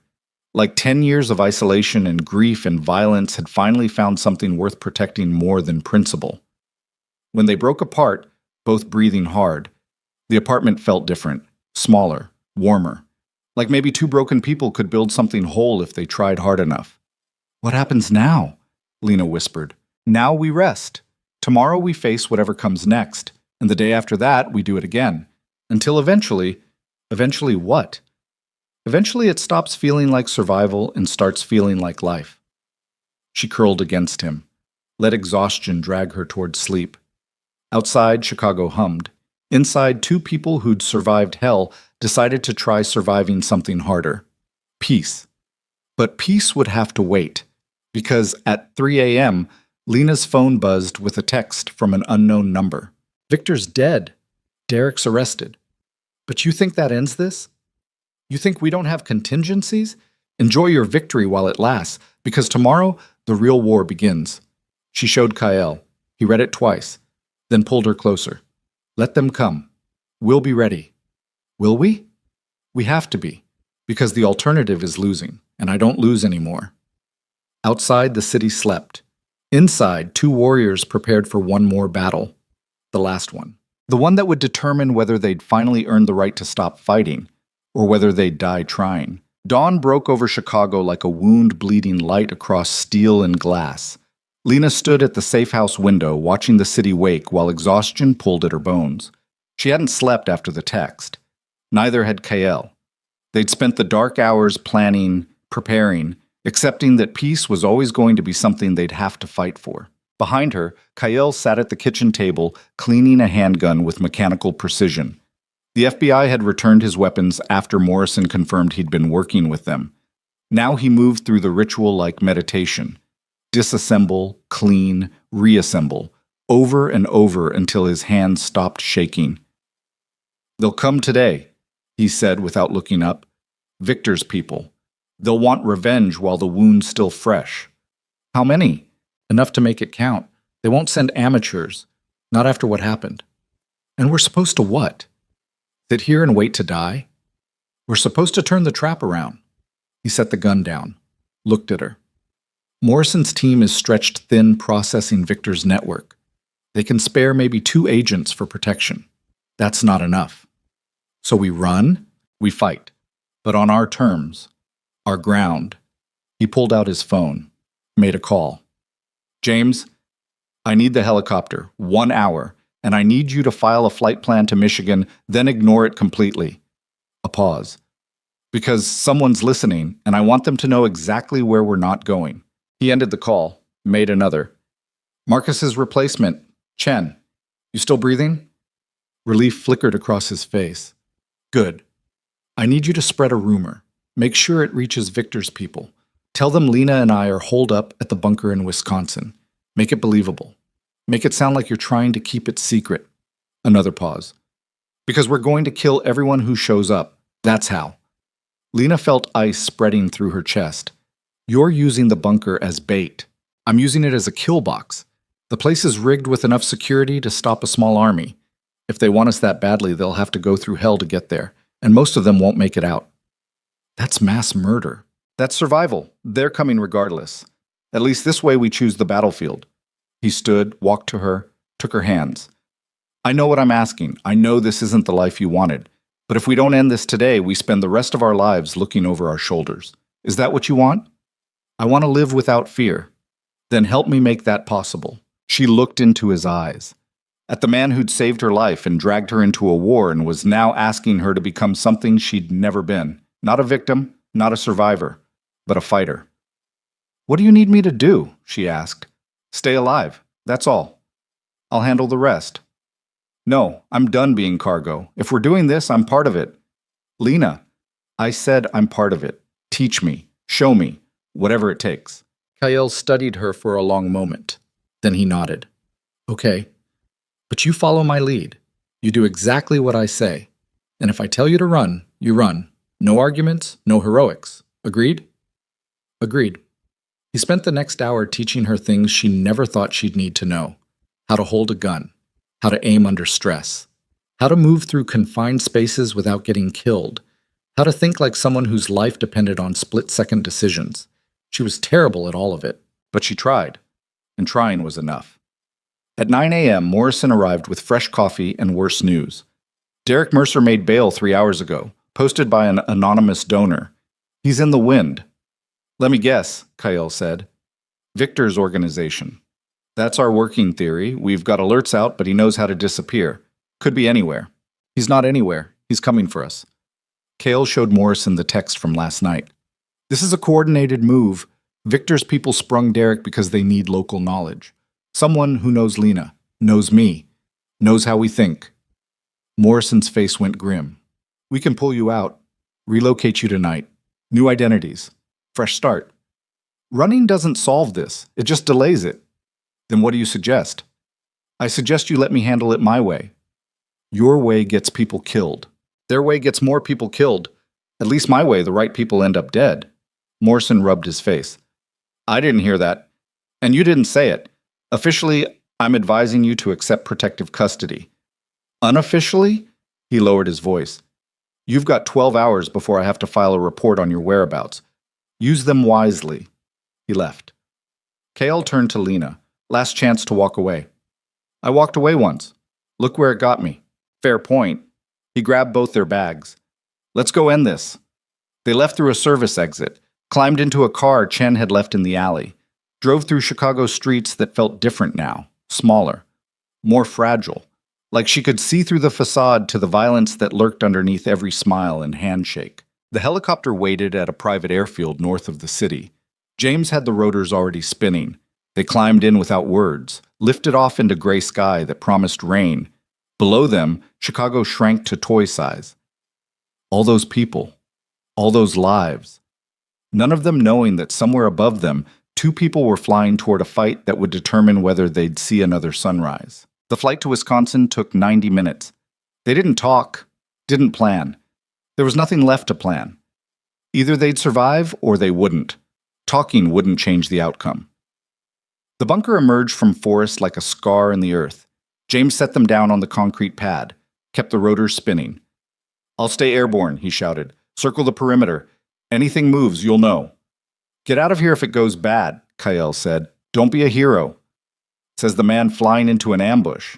That's different. I'm already dead, just haven't stopped moving yet. James's expression went serious. Boss, it's been an honor. It's not over yet. Still, had to be said. The helicopter lifted off, disappeared into low clouds. Silence crashed down, broken only by wind through pine trees and the distant rumble of thunder. Kale led Lena to the bunker. Biometric scanner, steel door, interior lights revealing the same war room she'd seen days ago. But now the monitors showed something different. Thermal imaging revealed heat signatures moving through the forest. 6. No, 8. Approaching from multiple angles. They're already here, Lena whispered. Good. Means they took the bait. Kale pulled up the security grid. I've got motion sensors covering every approach, automated defenses on the perimeter, and enough ammunition to hold off a small army. They want in, they'll have to earn it. He handed her a handgun.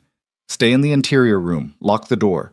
If anyone gets past me, you shoot them. Center mass. Keep shooting until they stop moving. Understand? What about you? I'll be fine. That's not an answer. It's the only one I have. He kissed her. Hard, desperate. If this goes wrong, it won't. But if it does, I need you to know... He stopped, swallowed hard. You're the first thing I've cared about in 10 years. The first thing that made me remember why I started this crusade. So if I don't make it out, don't let that die with me. Keep fighting. Keep surviving. Keep being the person who wouldn't let a monster win.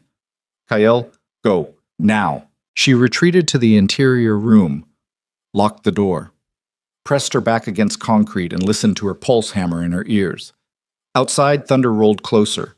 Or maybe it was gunfire. The first explosion shook the bunker like an earthquake. Dust rained from ceiling. Monitors flickered. Alarms screamed. Lena gripped the gun with both hands and tried to remember everything Kale had taught her. Breathe. Aim. Squeeze. Don't pull. More explosions. Closer now. The automated defenses kicking in. Kale's voice came through speakers built into the walls. They're using shaped charges on the outer perimeter. Military grade. They're not playing around.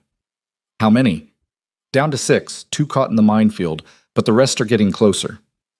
Where are you? Main room. I've got sight lines on all 3 entrances. They're going to have to... Gunfire drowned out his words. Automatic weapons. The sound of it rattled her teeth. She counted shots, lost track, started over, gave up. Silence dropped like a hammer. Kyle? She called. Nothing.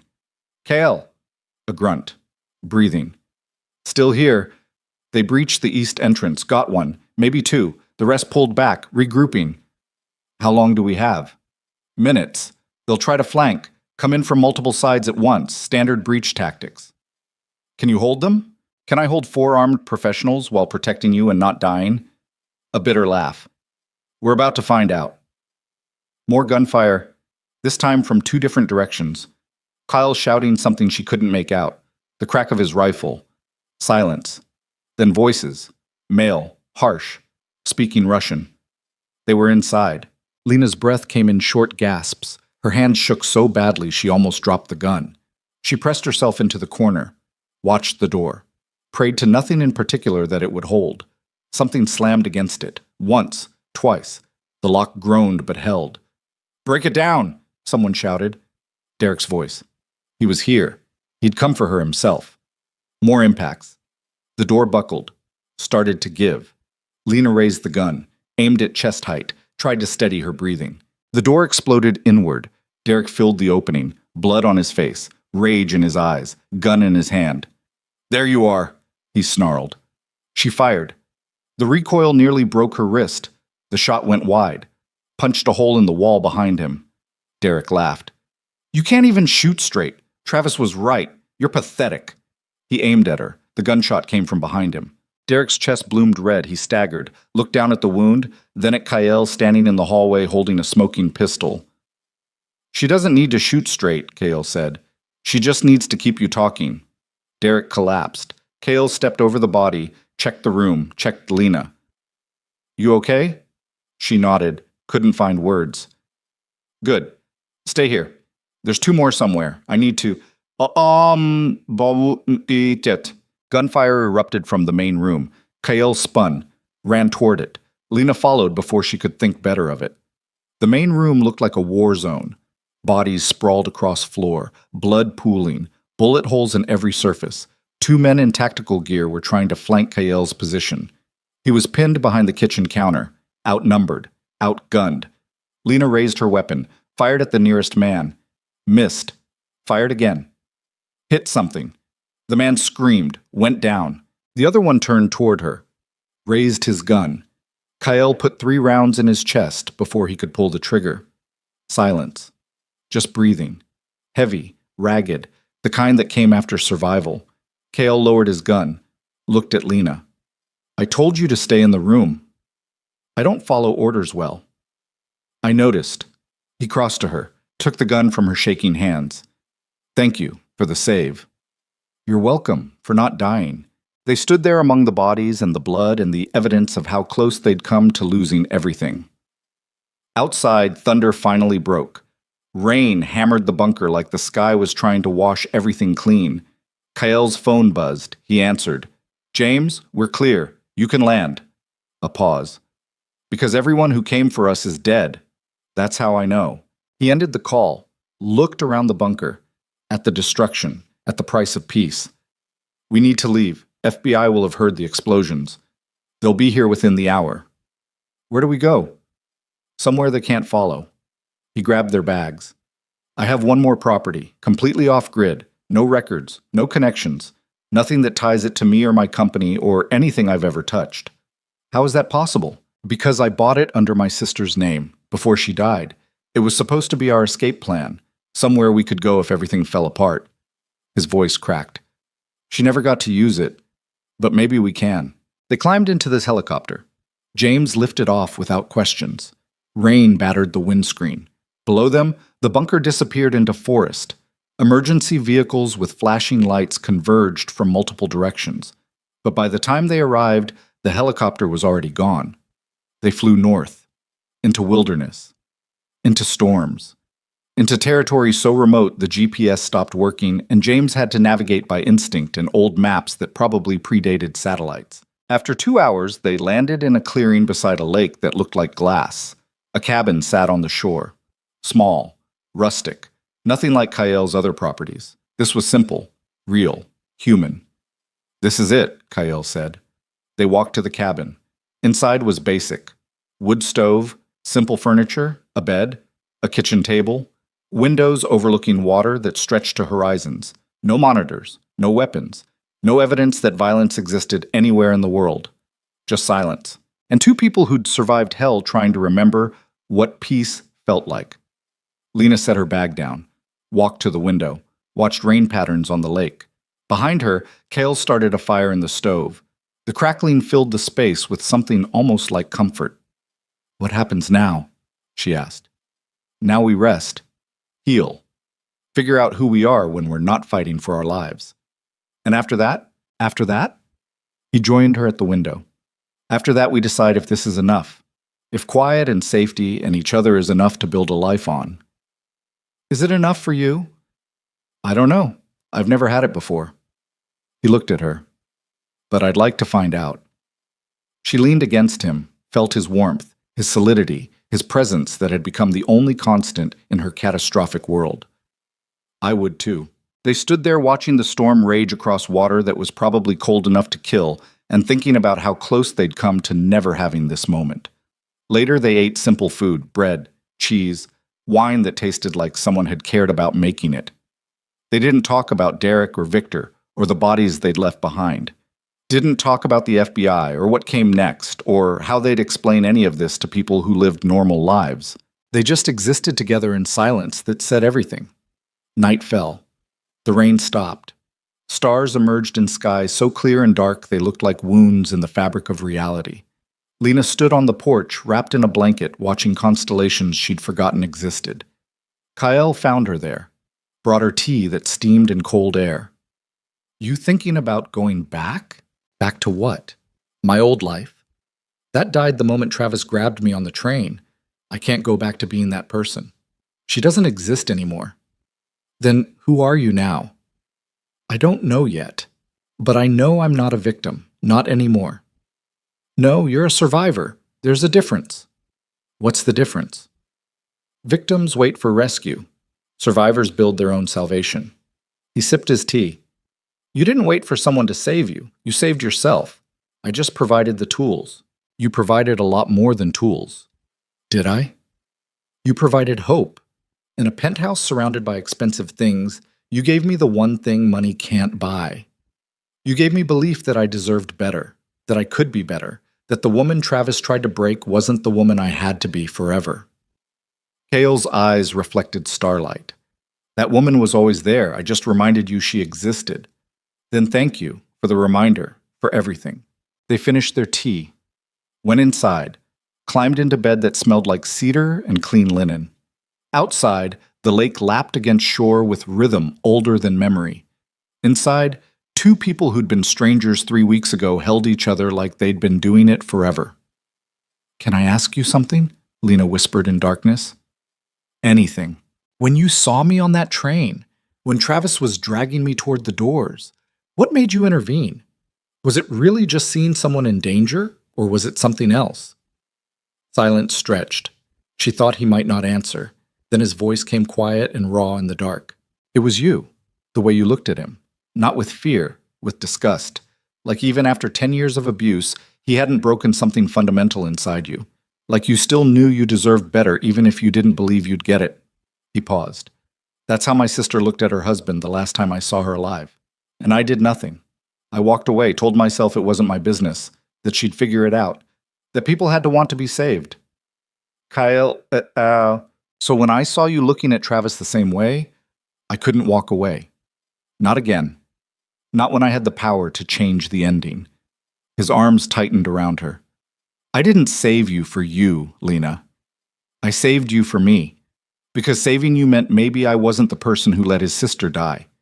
Maybe I was the person who learned from failure and became something better. Tears burned behind her eyes. You're not responsible for what happened to her. Logically, I know that.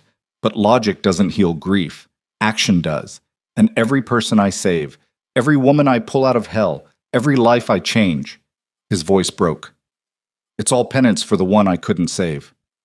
She turned in his arms, found his face in darkness, kissed him with everything she couldn't say. Not gratitude, not obligation, just recognition that two broken people had found each other and decided being broken together was better than being broken alone. When they broke apart, both breathing hard, she rested her forehead against his. Your sister would be proud of you, of what you became, of what you've built. Or she'd tell me I'm an idiot risking my life for strangers when I could be living in peace. She'd probably say both things, because that's what family does. Love you and call you an idiot in the same breath. You sound like you're speaking from experience. I have a sister in Portland. Haven't talked to her in 5 years because Travis forbade contact. I should call her, tell her I'm alive, tell her, Lena's voice caught, tell her she was right about everything. You will. When you're ready, when you figured out who you are now that you're not running. They fell asleep like that, tangled together. Two people who'd been at war learning how to exist at peace. Dawn came soft, pink light bleeding across water that looked like liquid silver. Lena woke first, slipped out of bed without waking Kyle, walked to the porch in bare feet and old sweater. The world felt different, quieter, lighter, like pressure she'd carried for years had finally released. She pulled out her phone. No service. But the contact list still worked. She found her sister's number, stared at it, rehearsed 1,000 opening lines, settled on the simplest. When service finally appeared, one flickering bar, she hit send. It rang 4 times. Hello? Her sister's voice. Cautious, unfamiliar number. Sarah, it's me. It's Lena. Silence. Then crying. Oh my God, where have you been? I've been trying to reach you for weeks. The news said Travis was arrested, that you disappeared, that I'm okay. I'm safe, and I'm free. Where are you? Somewhere he'll never find me. Somewhere I can finally breathe. Are you coming home? Lena looked at the cabin, at the lake, at Cale visible through the window making coffee with the same careful precision he brought to everything. I am home. It just looks different than I expected.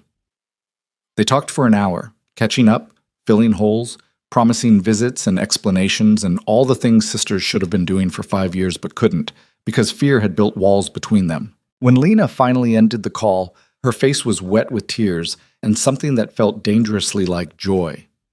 Kale emerged with 2 cups of coffee, handed her one. How'd it go? Better than I deserved. She's coming to visit next month. Says she needs to meet the man who saved her sister's life. I didn't save your life. I just made sure you could save your own. Same thing. Is it though? Yeah, it really is. She sipped coffee and watched morning light turn the lake gold. What about you? Do you have anyone you need to call? Anyone waiting to hear you're okay? I have a few people. Operatives who worked for me.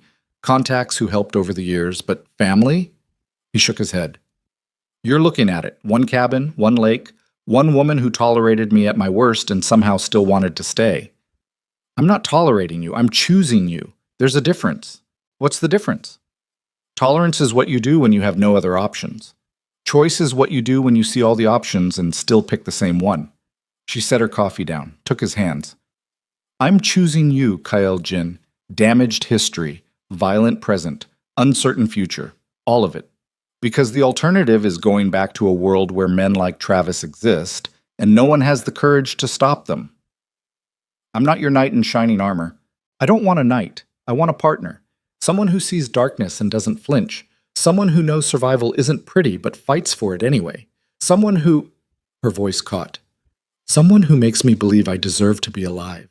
Kale pulled her into his arms, held her like she was the only solid thing in a world built on quicksand.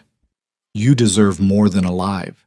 You deserve happy. You deserve the life Travis stole. You deserve mornings that don't start with fear and nights that end in peace. And if I can give you that, even in this tiny cabin in the middle of nowhere, then maybe everything I've done, every person I've hurt, every line I've crossed, maybe it all meant something. They stood there on the porch while the sun climbed higher and the world woke around them. Somewhere, Chicago was dealing with aftermath. FBI agents were processing scenes. Prosecutors were building cases. Derek's family was planning funerals. But here, on this lake, in this moment, none of that existed. Just 2 people who'd survived the unsurvivable, who'd faced down monsters and discovered they were stronger than the fear that tried to consume them, who'd learned that sometimes love wasn't flowers and poetry. Sometimes it was just 2 damaged people deciding the damage was bearable if they carried it together. So what do we do now? Lena asked. Now? Kale smiled.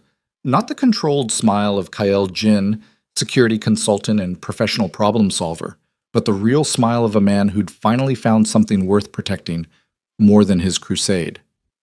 Now we build, we heal, we figure out what normal people do when they're not fighting wars. And if normal doesn't work, then we'll figure out what abnormal looks like, but we'll do it together. Promise? I don't make promises I can't keep. Is that a yes? Yes. She kissed him, soft, slow. The kind of kiss that said they had time now. Time to be gentle, time to be human, time to discover who they were when survival wasn't the only goal. When they broke apart, the sun was fully up. The lake sparkled. Birds sang. The world kept turning like it always did, indifferent to the wars fought in its shadows. But for Lena Vale and Kale Jin, the war was over. Not won. Not exactly. Wars like theirs didn't have winners, just survivors who'd earned the right to stop fighting. And in that cabin by the lake, surrounded by wilderness and silence and each other, they finally claimed their prize. Not victory, not justice, not even happiness. Just peace. The hard-earned, blood-bought, utterly imperfect peace that came after surviving hell and deciding to keep living anyway. And in a world full of monsters, that peace was worth more than anything money could buy. Because they'd built it themselves, with violence and sacrifice and the stubborn refusal to let cruelty have the final word. And that made it theirs. Forever.